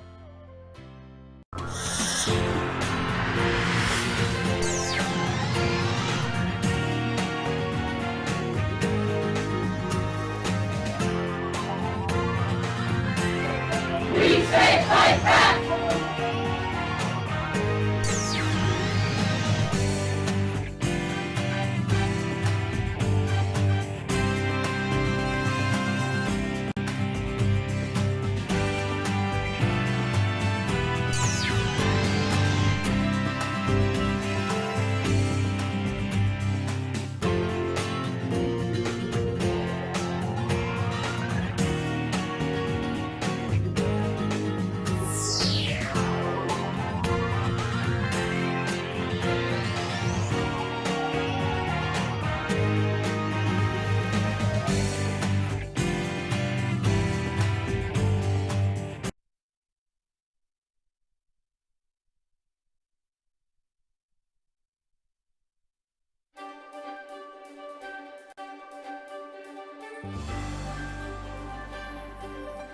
It's the Thom Hartmann University Book Club. Today we're reading from Unequal Protection, How Corporations Became People and How You Can Fight Back by Thom Hartmann. This is from the introduction titled The Battle to Save Democracy. Excuse me. On September 2nd, 2009, the transnational pharmaceutical giant Pfizer pled guilty to multiple criminal felonies. It had been marketing drugs in a way that may well have led to the deaths of people, and that definitely led physicians to prescribe and patients to use pharmaceuticals in a way that for which they were not intended. Because Pfizer is a corporation, a legal abstraction, really, it couldn't go to jail like fraudster Bernie Madoff or killer John Dillinger. Instead, it paid a $1.2 billion criminal fine to the U.S. government, the biggest in history, as well as an additional $1 billion in civil penalties. The total settlement was more than $2.3 billion, another record. None of Pfizer's executives, decision makers, stockholders, owners, or employees saw even 5 minutes of the inside of a police station or a jail. Most Americans don't even know about this huge and massive crime, nor do they know that the criminal never spent a day in jail. But they do know that in the autumn of 2004, Martha Stewart was convicted of lying to investigators about her sale of stock in another pharmaceutical company. Her crime cost nobody their life, but she famously was escorted off to a women's prison. Had she been a corporation instead of a human being, odds are there would not have even been an investigation. Yet over the past century, and particularly the past 40 years, corporations have repeatedly asserted that they are, in fact, persons, and therefore eligible for the human rights protections of the Bill of Rights. In 2009, the right-wing advocacy group Citizens United argued before the Supreme Court that they had the First Amendment right to free speech and to influence elections through the production and distribution of a slasher documentary designed to destroy Hillary Clinton's ability to win the Democratic nomination. Some political observers assert that they did this in part because they believed that a black man whose first name sounded like Osama and whose middle name was Hussein could never, ever possibly win against a Republican, no matter how poor a candidate they put up. In that, they were following on a 2003 case before the Supreme Court in which Nike claimed it had the First Amendment right to lie in its corporate marketing, a variation of the First Amendment right of free speech. Corporations haven't limited their grasp to the First Amendment. Pretty much any and virtually every amendment that could be used to further corporate interests has been fair game. As you'll learn in this book, in previous decades, a chemical company took to the Supreme Court a case asserting its Fourth Amendment right to privacy from the EPA, snooping into its illegal chemical discharges. Other corporations have asserted Fifth Amendment rights against self-incrimination, as well as asserting the 14th Amendment, passed after the Civil War to strip slavery from the Constitution, asserting that it protects their right against discrimination by a local community that doesn't want them building a toxic waste incinerator, commercial hog operations, or superstores. If this trend continues, it's probably just a matter of time before a corporation claims the Second Amendment right to bear arms anywhere, anytime, and your credit card company's bill collector shows up at your home with a sidearm. This legal situation is not only bizarre, but also quite the opposite of the visions for this country held by the founders of the nation and the framers of the Constitution.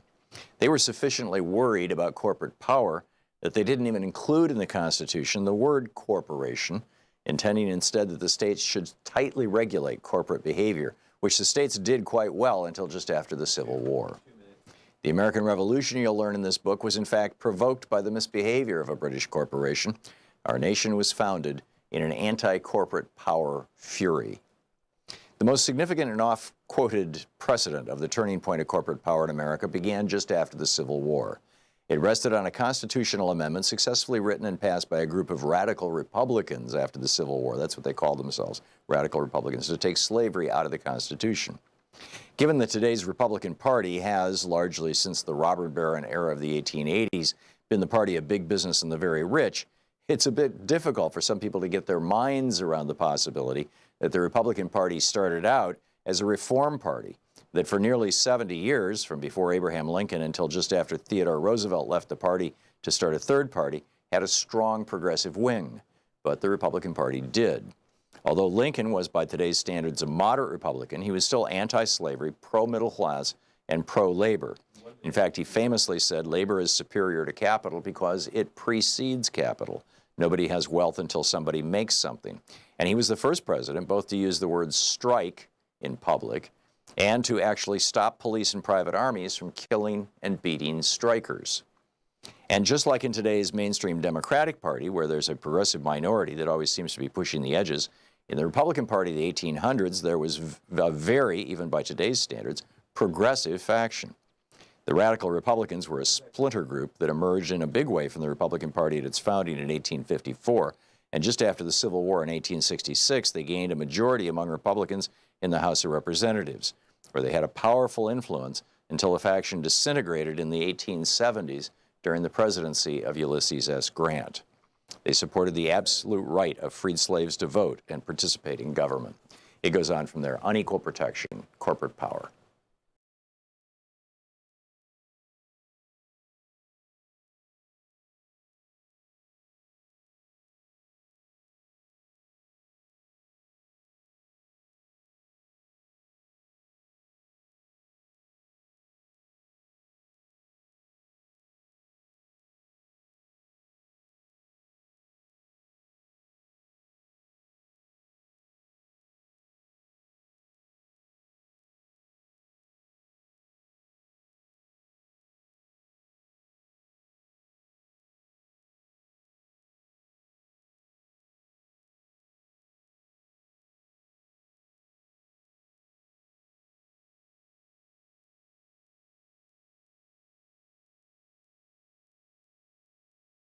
In the civil rights of individuals, like killing them or falsely imprisoning them or beating on them.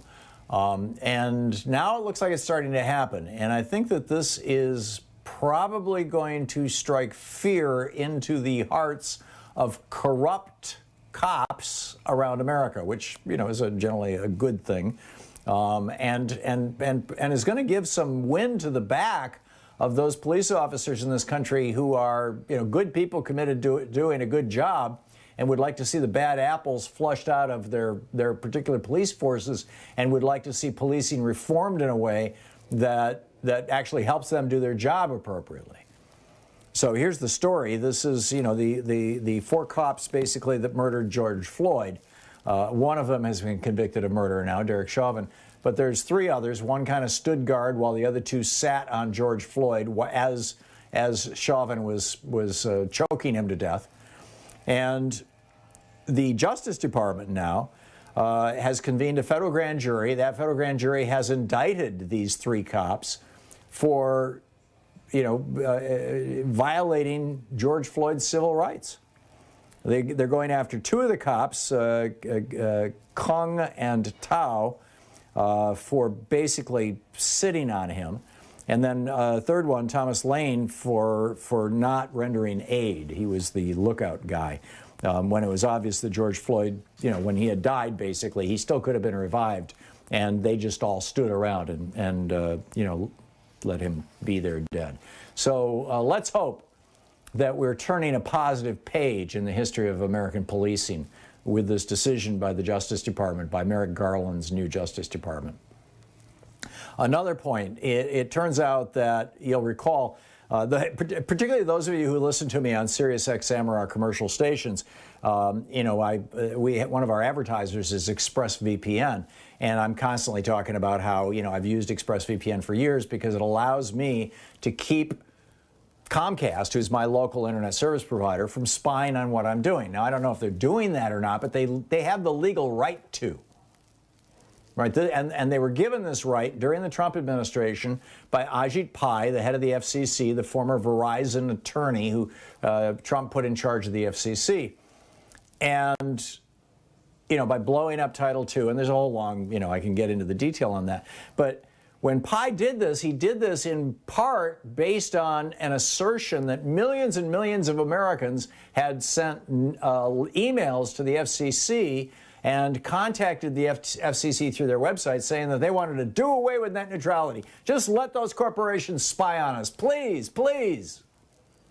And that was his rationalization. Well, now the Office of the New York Attorney General, this is from the Associated Press today, the Office of the New York Attorney General said in a new report that a campaign funded by the broadband industry submitted millions of fake comments supporting the 2017 repeal of net neutrality. It's amazing. The proceeding generated a record-breaking number of comments, more than 22 million, 18 million of them were fake.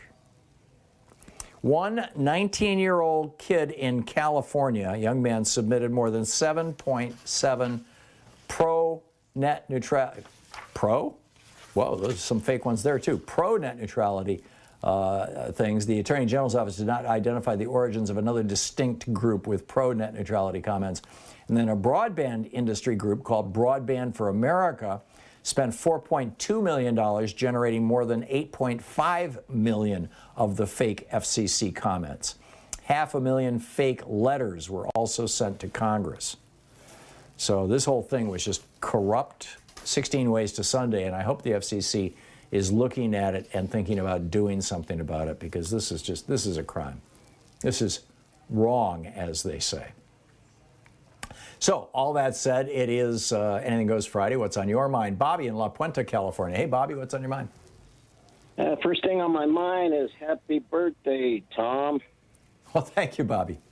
What's up? 670, if I might say so. You're right. All right. Yep. I'm 5 months behind you. My boy's yesterday's birthday. Anyway, cool. With that, talk about the vaccine. People who are resistant. Anyway, I got a call last week from a group I used to go to, recovery. Hey, you're coming to the meeting. I'm going to open up.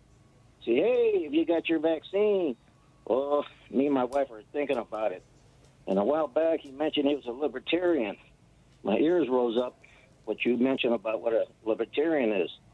So I says, well, I'm going to open up, I'll wear a mask.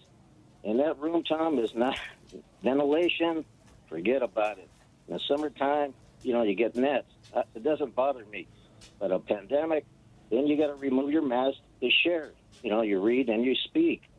And I says, I'm not comfortable with that. So, see, Tom, you can't lead a horse to water. So I don't know what else to do but be an example. Because, see, I tried that with my brother. I used to beat him up. Hey, you're going to recovery. No, Bob, you don't do that. You don't promote it. So at this point, I don't need to go for myself. I don't. And I check with others. What do you guys think? The 3 other guys that I stay in contact. No, I'm with you, Bob. I'm not ready. So here we are. And it's vital for other people that are suffering out there. You know what I'm saying, Tom? So I don't know what the solution is. Well, I'm with you, Bobby. Hey, excuse me, I got a dog in here, and she keeps wanting to go for where she knows there's some food. I need to get up and close the door during the next break. I'm with you, Bobby. And we all need to be figuring out ways that we can be encouraging people to, to get vaccinated, because it's just an absolutely essential thing.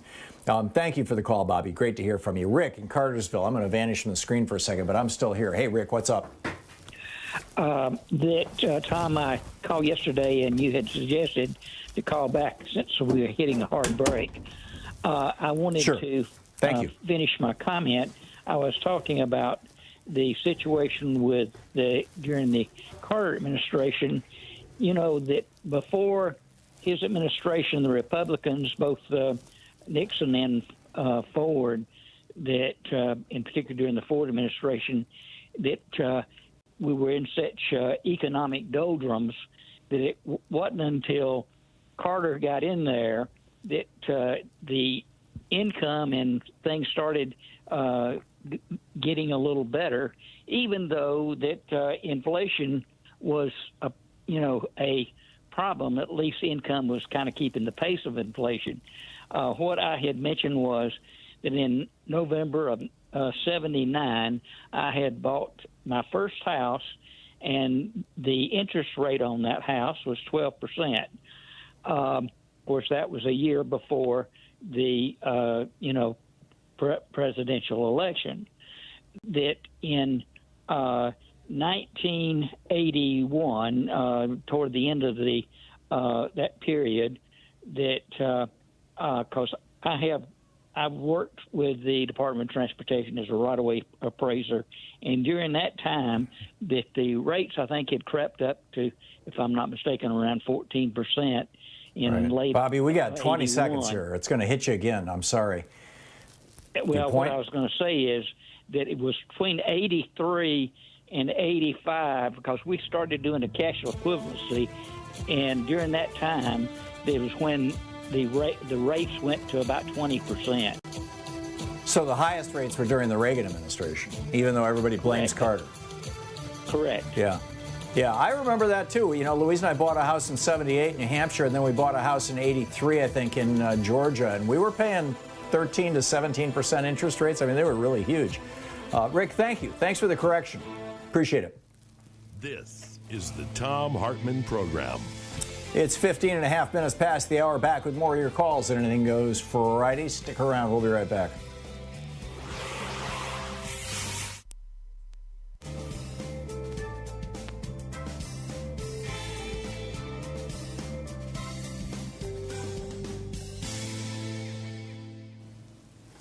And welcome back.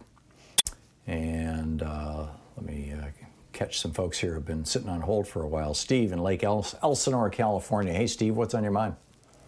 Hi, Tom. Thanks for taking my call. I called regarding the low unemployment numbers, and I have a thought that maybe one of the reasons that people are not willing to go back to work is just about every job that you take requires a drug test. And I think that it creates an impediment to people wanting to go back to work, especially in states like California and Oregon, where cannabis is legal and things like that. So I just wanted to hear what you thought about it. I hadn't considered that, and I don't. It's been a long time since I've been in the labor market, so I don't know what percentage of jobs require a drug test, but. Yeah, it makes sense that might be an inhibitor. I mean, let's keep in mind, too, that it was 266,000 jobs created. In other words, that was decisions by employers to hire people. Now, and presumably all of those got filled, thus they're in the federal statistics. The stuff about people not being available to work or employers complaining about not being able to get employees, that's a whole separate category of information. And so, the smaller number of jobs being created, I think has as much to do with the employers as it does the employees. I think it has mostly to do with the economic conditions around us or the health conditions. As I said earlier, only half of America is vaccinated. And people are still scared to death of this disease. And even if you've been vaccinated, you can still get it if you're in an area, or if you're with somebody who's heavily infected, you get a big dose of it. And so, I mean, the vaccines are very, very effective, 90% effective, but that 95% effective for some of them. But that still means you have a 5% chance of getting infected. People don't want to take those kind of risks until they know that there's something approaching herd immunity. The people around them are not carrying the disease. And people don't want to go back into restaurants and things like that. So I think that our recovery, our economic recovery it's not that it's slowed down, it's that it has not yet taken off. And it won't until we hit probably 60, 70% of the population vaccinated. And we go from pretty much everywhere in the country still being a danger area. Like here in Portland, I mean, we had like, I think 160 new cases diagnosed yesterday. We're in the neighborhood of, between 150 and 200 every day, new cases. When that gets down to 5 or 10, then people in Portland are going to, be going shopping and going out to eat and things like that. But right now, I'm still reluctant, and I'm vaccinated, and I'm still reluctant to go out and expose myself to those things. Or, if I was in the job market, I would be reluctant to be going back to work. But I think that a lot of the jobs aren't there yet because the consumers aren't there yet. And we mistake, the economy being driven from the bottom up for people not willing to work. So the drug tests, Steve, to your point, probably is an impediment in some jobs, and I know a couple of my kids, are in that kind of work, right? Because they work at a hospital. But whether that's the key to it all, I doubt it. But I think probably it's a variable, and it would be fascinating to see somebody do some research to try to tease out how much of a variable it is. To the best of my knowledge, nobody has. Steve, do you know if anybody has? Well, actually, myself, Tom, I took early retirement as a teacher, and I've been thinking about going back as a teacher, but Yeah, Steve, I'm sorry, we're out of time, but thank you.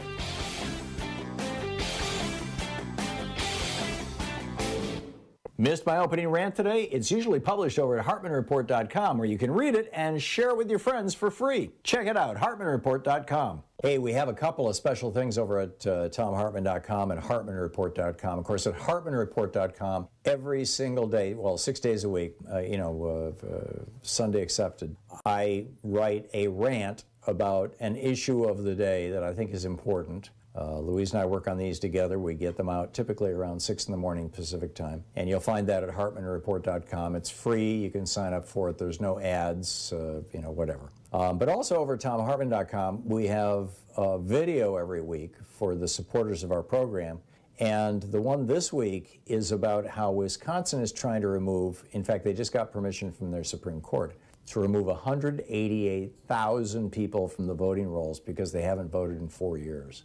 This highlights the importance of getting to know who is your state representative, who is your state senator, and communicating with them regularly. It's all over at HartmannReport.com and ThomHartmann.com.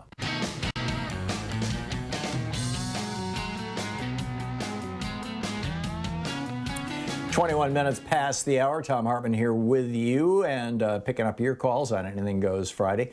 Daryl in Fredericksburg, Virginia. Hey, Daryl, what's on your mind today? Hi, Tom. I just wanted to talk about Mitch McConnell, and I refer to him as Limestone County, Alabama Mitch, because why is that? That's because his family owns a cotton plantation in Limestone County, and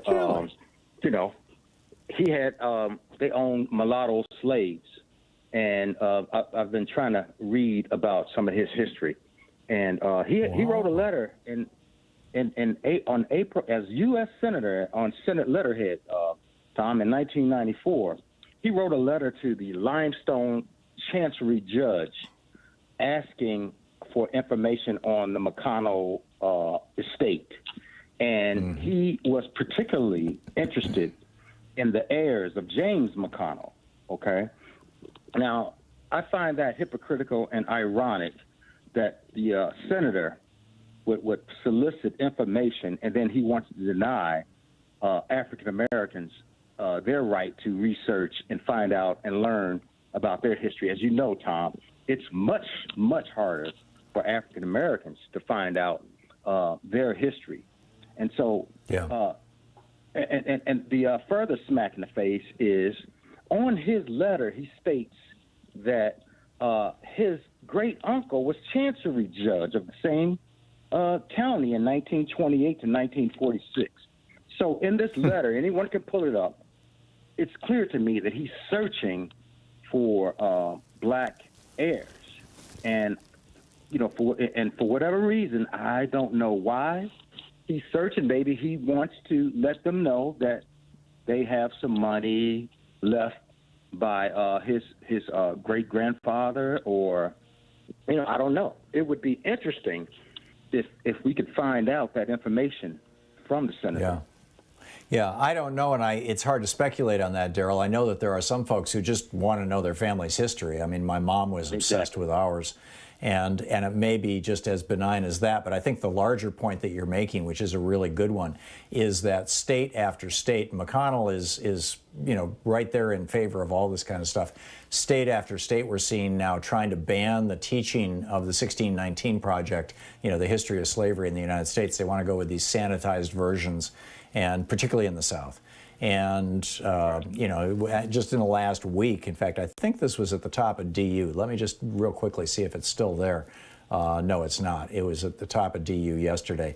There was a story about, all the different Republicans just in the last week who have come out and said things like, oh, slaves loved their masters. And, the three-fifths compromise was actually to end slavery. All of which is BS, right? But this is like Republicans reinventing history, and just generally not a good thing. So as to McConnell, the McConnell part of that, I can't speak to it because I don't know about it. But obviously, you've done some research on this, Daryl. Yeah, it's worth checking out. Like you say, Tom, is why so anti-1619, Mitch? It doesn't make sense. Right. No, and it's a tough one. I remember when Joe Madison my colleague over on Sirius XM on the Urban Channel, and a friend of mine, Joe and Sherry are friends of Louise and mine, and Joe. Lewis Gates Jr., Professor Lewis Gates Jr. was doing this program where he was doing, kind of deep ancestry work, looking into people's history and their past. And he did Joe's. And he knew that Joe had no idea. I mean, there's some real surprises. This thing lives on YouTube. You can find it there. And, it's, but the unique challenges that African Americans have in the United States trying to just get their genealogy, because, slavery stripped people of any identity. It stripped them of their names. It tore families apart. It destroyed the continuity. And I mean, this is like relatively recent. I mean, my grandfather, who I knew well, knew guys when he was young who had fought in the Civil War. I mean, it's not that long ago, right? This was going on. And so, I'm with you, Daryl. I think it's a real tragedy, and we need to be getting more of this. Thank you for the call. Jerry in Baltimore, Maryland. Hey, Jerry, what's up? Hi, Tom. Bon anniversaire à toi. But also I wanted to tell you that I was thinking that a way, oh, you're welcome, a way that we could get people to get vaccinated would be to almost like somewhat of a penalty situation where they have to pay a higher insurance premium, just like smokers do, for life insurance, as well as just basic health coverage. I mean, they should have to pay more because they're going to call. That makes sense to me. And also, I think we need to have that makes a lot of sense. Television. Oh, I'm sorry. This is my last thing I want to tell you real quick. We need to have a special television documentary series, Treason, brought to you by the following Republican presidents: Nixon, Reagan, Bush, and Trump. I think that would be perfect. I love it. For something for Netflix to do. I think you're right. I think you're absolutely right. Jerry, thank you very much for the call, and thanks for that. I see our latency's creeping up here. I'm going to disconnect and reconnect so we'll have a little bit better quality of conversation on the other side of the break here. It's coming up on 28 minutes past the hours. The Thom Hartmann Program. Anything Goes Friday edition. You're Stick listening around. to the Thom Hartmann Program. Call 202-808-9925. It's the place where smart people get their news. We'll be right back. Stick around.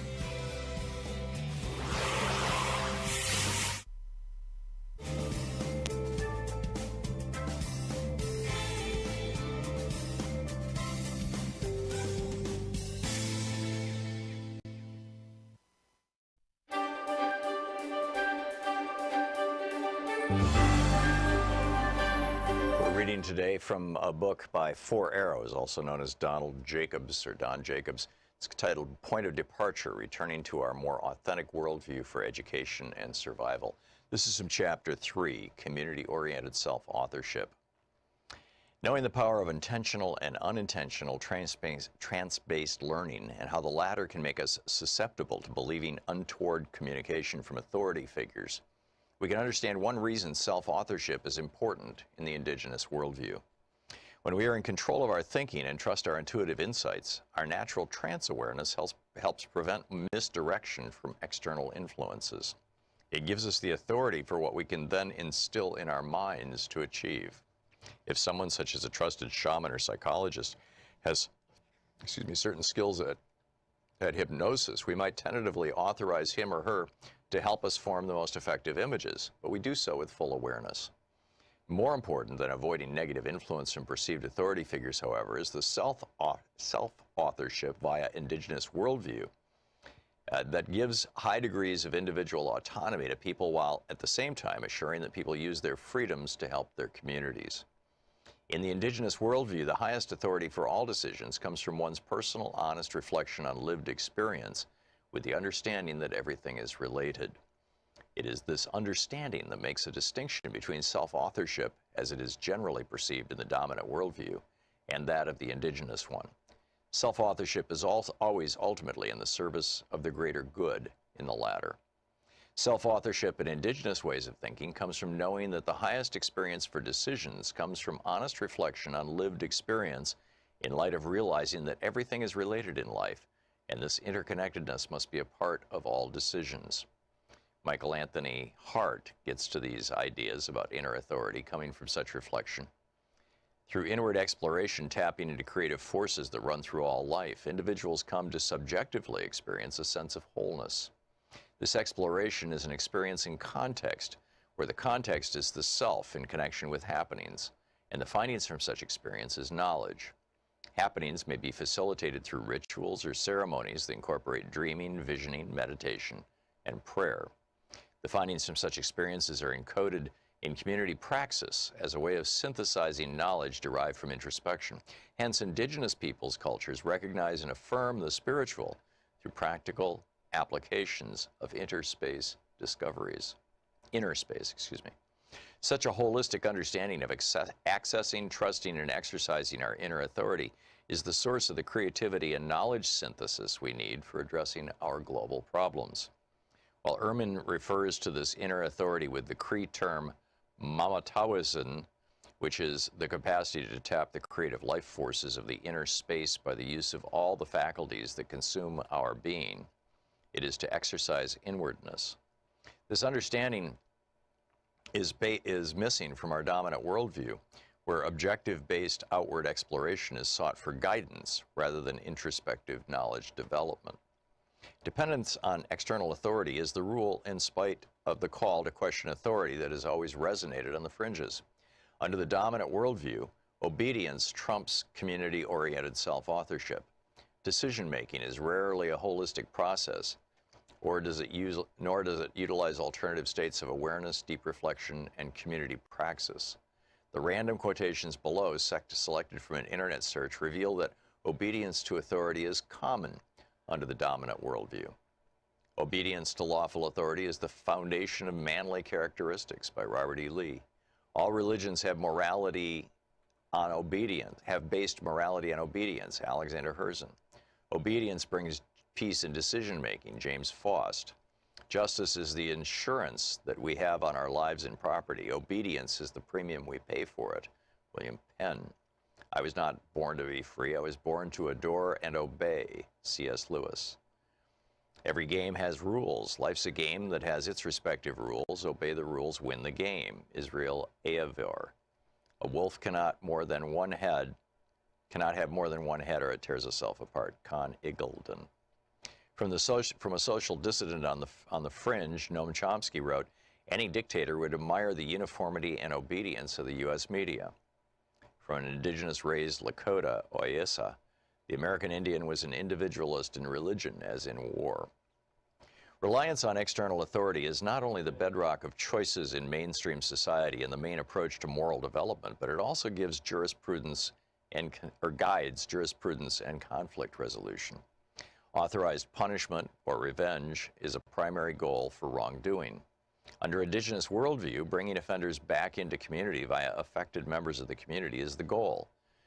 This relational approach expands the circle of land and seeks input from the wide circle of relevant people. Spiritual resources are employed via prayer or song, and subjectivity is as important as objectivity. Hart emphasizes this relationship as emphasizing spirit and spirituality, and in turn, a sense of communitism and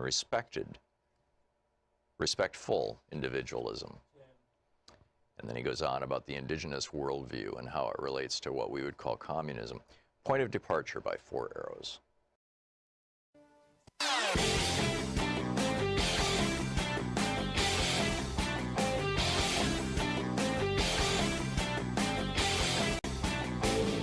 Share the Thom Hartmann Program with your friends. We're available on SiriusXM, Free Speech TV, Pacifica, commercial stations nationwide, YouTube, Twitter, Facebook, on the Thom Hartmann app, and you can even tell your smart speaker to listen to the Thom Hartmann Program. Welcome back with your calls. Just real quickly, one other story. We know that, this is according to CDC, as of yesterday, there were 576,238 Americans who had died of COVID. According to a study, a little more recent study, 400,000 of those deaths were absolutely unnecessary and were attributable to the mismanagement by Donald Trump and Jared Kushner. But now the Institute for Health Metrics and Evaluation, this international group that looks at death rates in countries, has a new number. They say that actually the number of Americans who have died from COVID is 905,289, 900,000.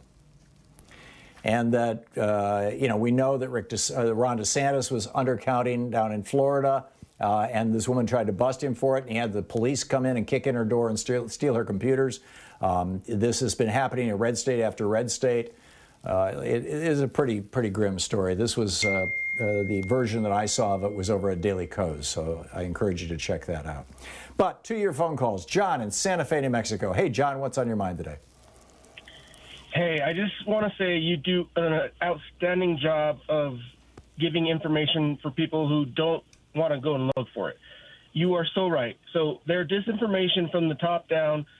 Macro, I would say they are doing it with operating with other countries, doing it with media, and taking over the Federal Trade Commission, how we can publicize things or speak about things, even as people or as politicians, and all the way down to where you're talking about is the micro. I live in Santa Fe, New Mexico. I have family members who tell me, and I go to church, and I hear priests that are preaching, you got to vote on your conscience. You got to vote on, and they will mention senators or government officials in the town or the state so that you know who to vote for based on abortion, like you said, abortion, gay rights, anything that they can pick and choose at. And they will tell you who, the party to vote for, what party you land on, vote on your conscience. And I've had to argue with family members. John, forgive the interruption, but are you speaking specifically to the conversation that I had a few minutes ago about how Republicans are doing outreach to Hispanics? Yes, but I was I did the bigger view because they're doing it globally, but how they're doing it all the way down to locally. They are really, they're not pushing an agenda other than, no policy, sorry. No, they're not pushing any policy other than an agenda. And it's based on how they want to know how I vote. If I'm going to vote because I feel strongly about a religious conviction, and that's what they go on, is your religious conviction. That's what the people that come and talk to you, they go on your religious conviction, your moral conviction. And that's unfortunate. That's wrong. And everything you hear after that, a lot of the people, especially who don't get informed, follow that policy because they don't want to look at the policies. They only listen to the people that they trust. And that person that they trust is telling them to vote like this.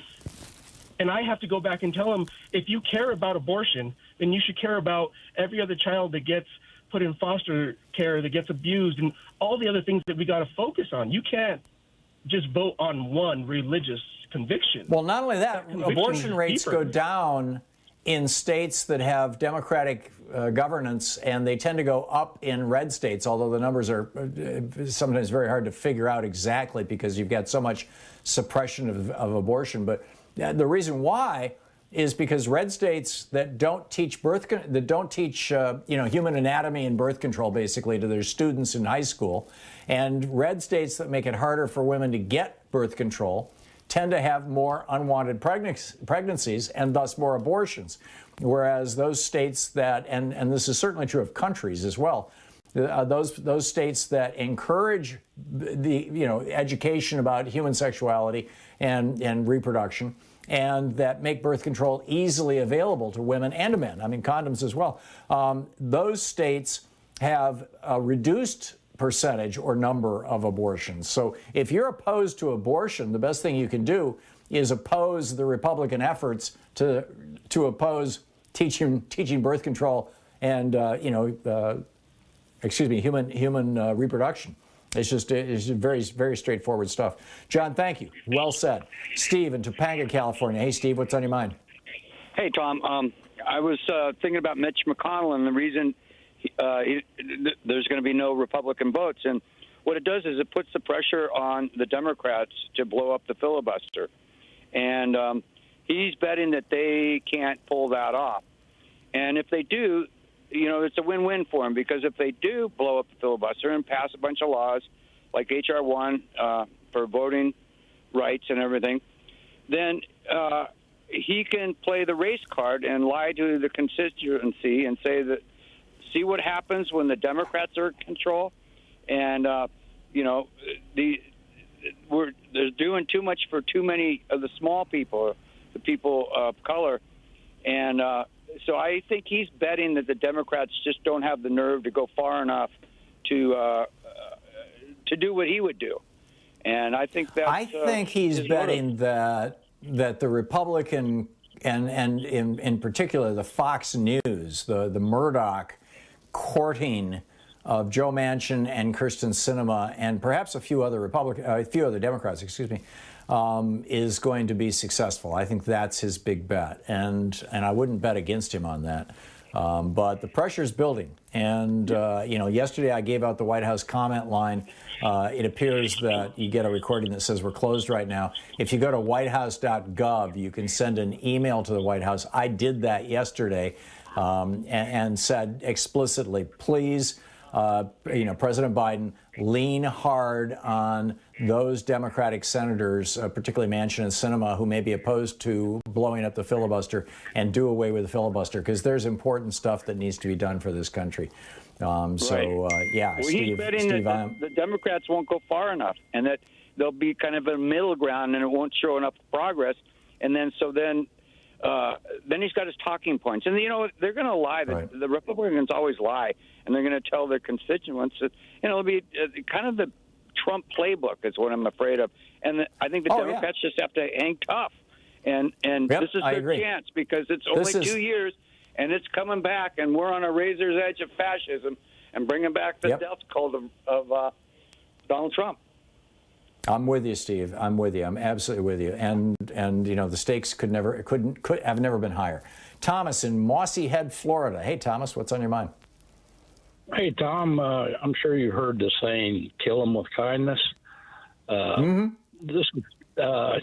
think I found a way to have a conversation with a Republican without, you know, going to blows, so to speak. I was at my veterinarian, which is up in Alabama, lower Alabama, and this redneck was in there.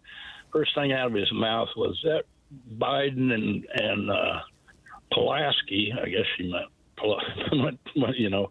Anyway, he goes, yeah, they're ruining this country. I go, really? How's that? He goes, oh, it's socialist. They're giving everything away. I said, well, you're a smart man. Where do you send back that $1,400 check? He kind of cocked his head like trying to teach algebra to a dog. Anyway, we went on and on. Yeah, we went on and on. He just rattled stuff off like crazy, you know, straight off a box and all that. And then we got on the topic of the vaccination. And I said, what do you think about the vaccination? He said, oh, God, no. He goes, don't get one. They'll make you gay. I said, really? He goes, yeah, it'll make you gay. They're not telling anybody that, but it's going to make you gay. I said, holy cow. He goes, you didn't get one, did you? I go, yeah, I did. He goes, oh, no. And about that time, the nurse called me back to see the vet. And I turned around and looked at him and went, you know what? Now that I think about it, you're kind of cute. You're just rubbing it in their face. Oh, yeah. God. Thomas. Nurse was cracking up. She goes, that was the best thing I heard. Yeah, making fun of his ridiculous beliefs, not of gay people, clearly, but you know, yeah, I totally get it. Thomas, a good stories. Thank you very much. Thanks for sharing it with us. Bill in St. Helens, Oregon. Hey, Bill, what's up? Hey, Tom. I think we all know that the Republicans have declared a war on truth, and I'm a contemporary for another 2 weeks. If this war continues, I literally have zero doubt in my 70 years that if this continues unchallenged and unabated, we are talking about the end of democracy in America. I see it coming. Yep. It makes me sick. Yep. So here's my deal. I don't understand why we're not literally dragging lie detectors and technicians into the Congress and into these state houses and saying, I'd like you to sit in this chair, and I'm going to ask you your policies back to you. Oh, real quick aside. So I asked the psychologist as a professional. I said, as a professional, I said, do you believe that these Republicans are knowingly, willingly, consciously lying through their teeth? And she said, there's no doubt. They know they're lying. They're willfully lying. Of course. I said, so it's time to we have to attack the lies, and I just keep trying to rack my brain how to do it. They won't take the test, but it's time to drag. I'm going to call my senators Merkley and Wyden, saying, drag one in onto the Senate floor and say, Mitch, sit down, and let's ask you some questions under, on the lie detector, because you'll lie under oath. Yeah. It's just ultimately, Bill, the solution to this is going to be at the ballot box. And we've got a big election coming up. There are elections in some states this November, like Virginia. But most states it's going to be next year, and we need to be getting ready for them. But, Bill, I totally get what you're saying. Wouldn't that be great? We'll be back. It's 45 minutes past the hour. You're listening to Thom Hartmann. Visit ThomHartmann.com for audio and video archives. It's Anything Goes Friday, taking your calls here on the True People's Media, the Thom Hartmann Program. Stick around. We'll be right back.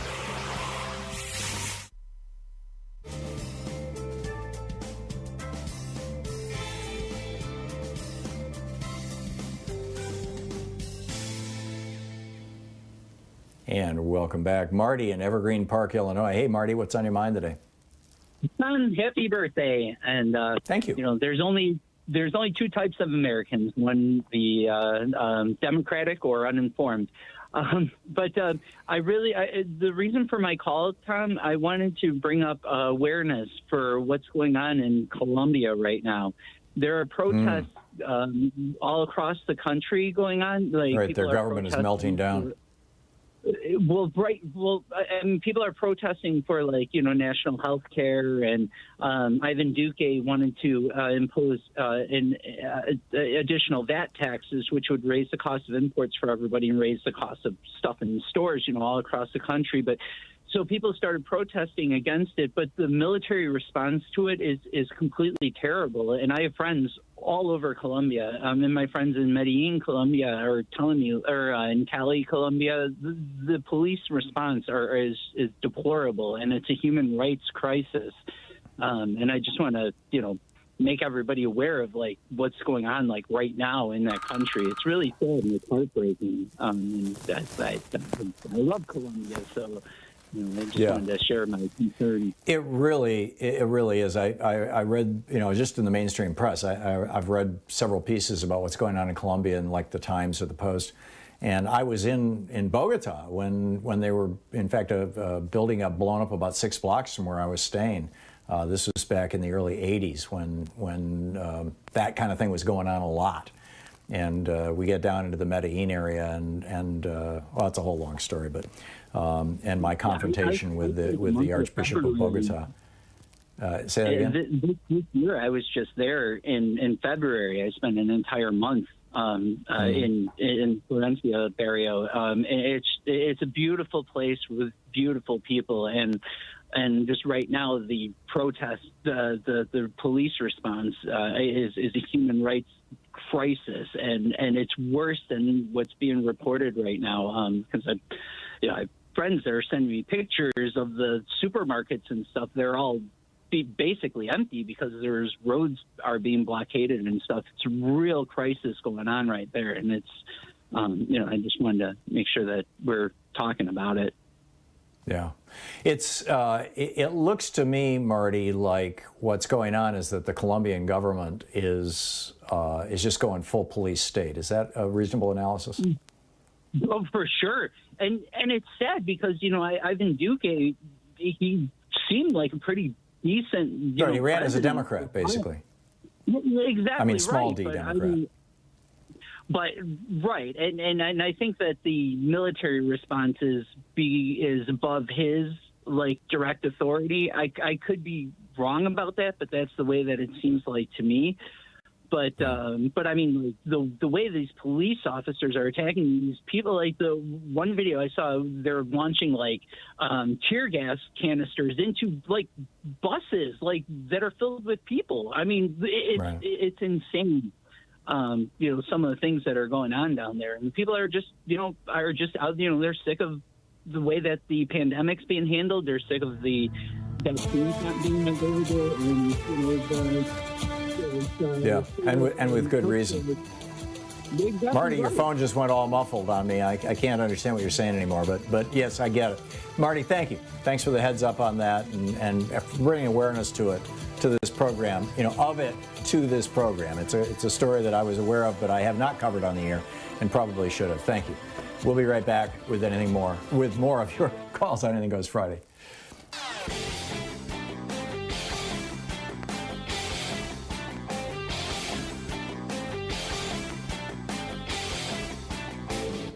Missed my opening rant today? It's usually published over at HartmannReport.com, where you can read it and share it with your friends for free. Check it out, HartmannReport.com. We're trying to provide the very best content that we can for you at Hartmann Report and over at ThomHartmann.com. And on Hartmann Report, every day, 6 days a week, I write an op-ed. Very often they're my rants, also for the radio and television program. And it's ad-free, commercial-free. It's free. You can sign up. It'll get pushed into your email box. Check it out at HartmannReport.com. And, of course, over at ThomHartmann.com, we have our weekly video that we put up every week that does a deeper dive for people who are members of our program of ThomHartmann.com.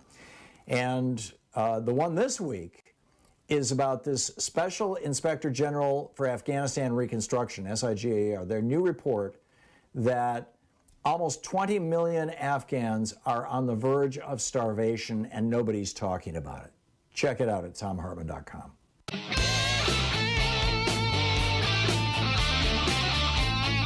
And welcome back. Kenyatta in Los Angeles. Hey, Kenyatta, what's on your mind today? Hujambo, brother. Okay, what's that? What is that? In what language? Hujambo is hello in Swahili. Aha! I always heard it as jumbo, or okay. Got it. Hujambo. Anyways, you had a very interesting conversation in your second hour. I just wanted to anecdotally speak on this with a caller who you had used the term, there are mutable facts and immutable facts. Those immutable truths and mutable truths. Immutable truths are called facts, Tom. And there you go. And so there's no discussion there. That segues into your commentary earlier about these 4 officers that have now been indicted with regard to the civil rights of George Floyd. Civil rights really only matter when you're alive. George Floyd is dead. And though I understand the sentiment behind it, it kind of reeks to me. And then lastly, I wanted to say this to you, Tom, with regard to police reform. There can be no police reform. That's kind of a sleight of hand to me, unless there is judiciary and court reform. You see, cops get their cues, and there's a triumvirate in law and the judiciary, criminal judiciary anyway, of corrections, law enforcement, and the judiciary. Law enforcement and corrections get their cues from the judiciary. There were cameras there when George Floyd was brutally murdered over 9 minutes. There are no cameras in the courtroom unless the judge says so. That's where the real dirt goes down.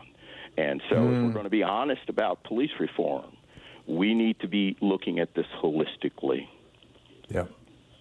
That makes so much perfect sense, Kenyatta, and I'm totally with you. And let's get cameras inside these courtrooms as well. I think we need to have cameras in the Supreme Court too.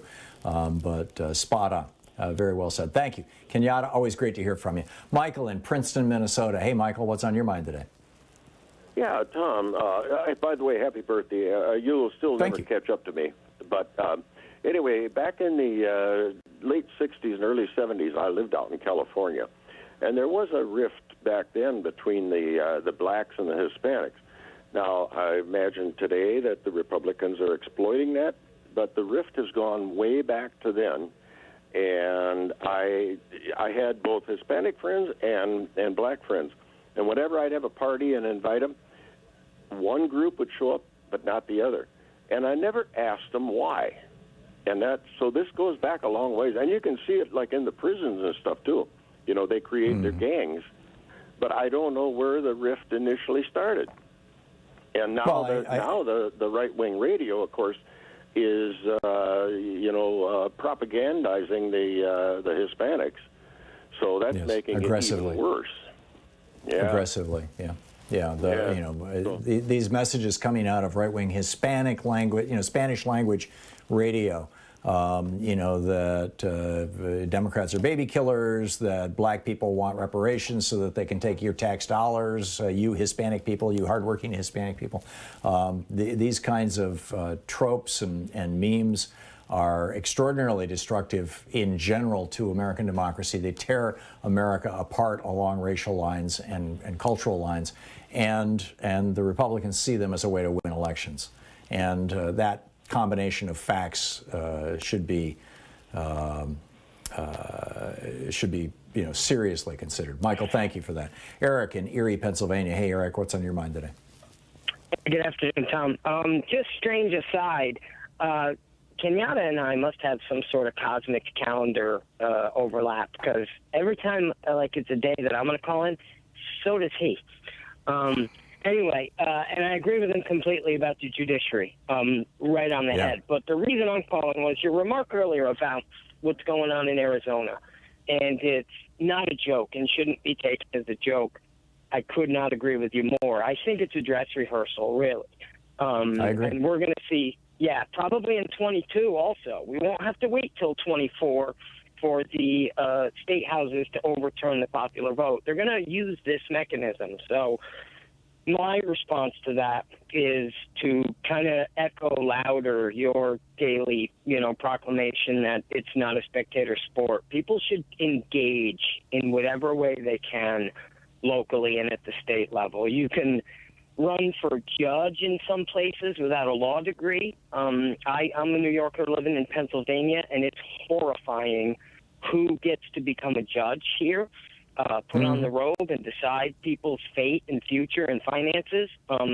City council, town council, become your local community's version of a Mitch McConnell type. If they're nuts and they want nutty policies, get on that board and be the blockade that stops You're right. Run for public office. Eric, thank you. Or litigate. Spot on. Yeah, I got to run, Eric. I'm sorry, but thank you. Hey, special thanks to Louise Hartman, Sean Taylor, Nate Atwell, Jamie Holly, Joyce the Hammer, Nance, Nigel Peacock, Sue Nethercutt, Patrick White, Geraldine Halbert, Ron Hartenbaum, Chase Spross, Nicholas Miller, Pat Sweeney, Jabbermocky, and Jay LeBlanc, the great people who help make this program work every day. And thanks to you for listening and for sharing the good word about our program. And however you are receiving our program, and don't forget, democracy is not it's not a spectator sport. It requires you. Get out there, get active, tag your ed. Have a wonderful weekend. I'll see you on Monday. You've been listening to Thom Hartmann. For audio and video archives, visit thomhartmann.com.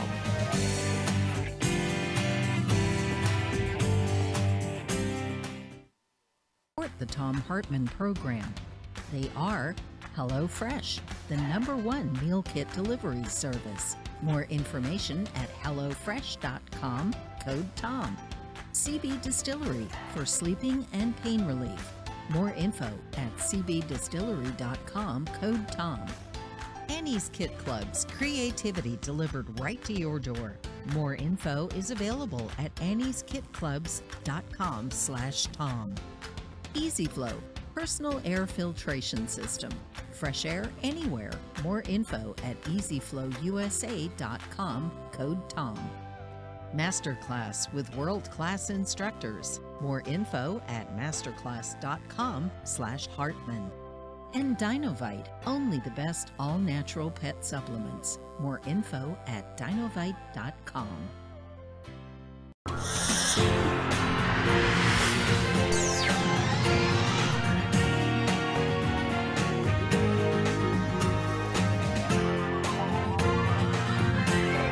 We say fight back!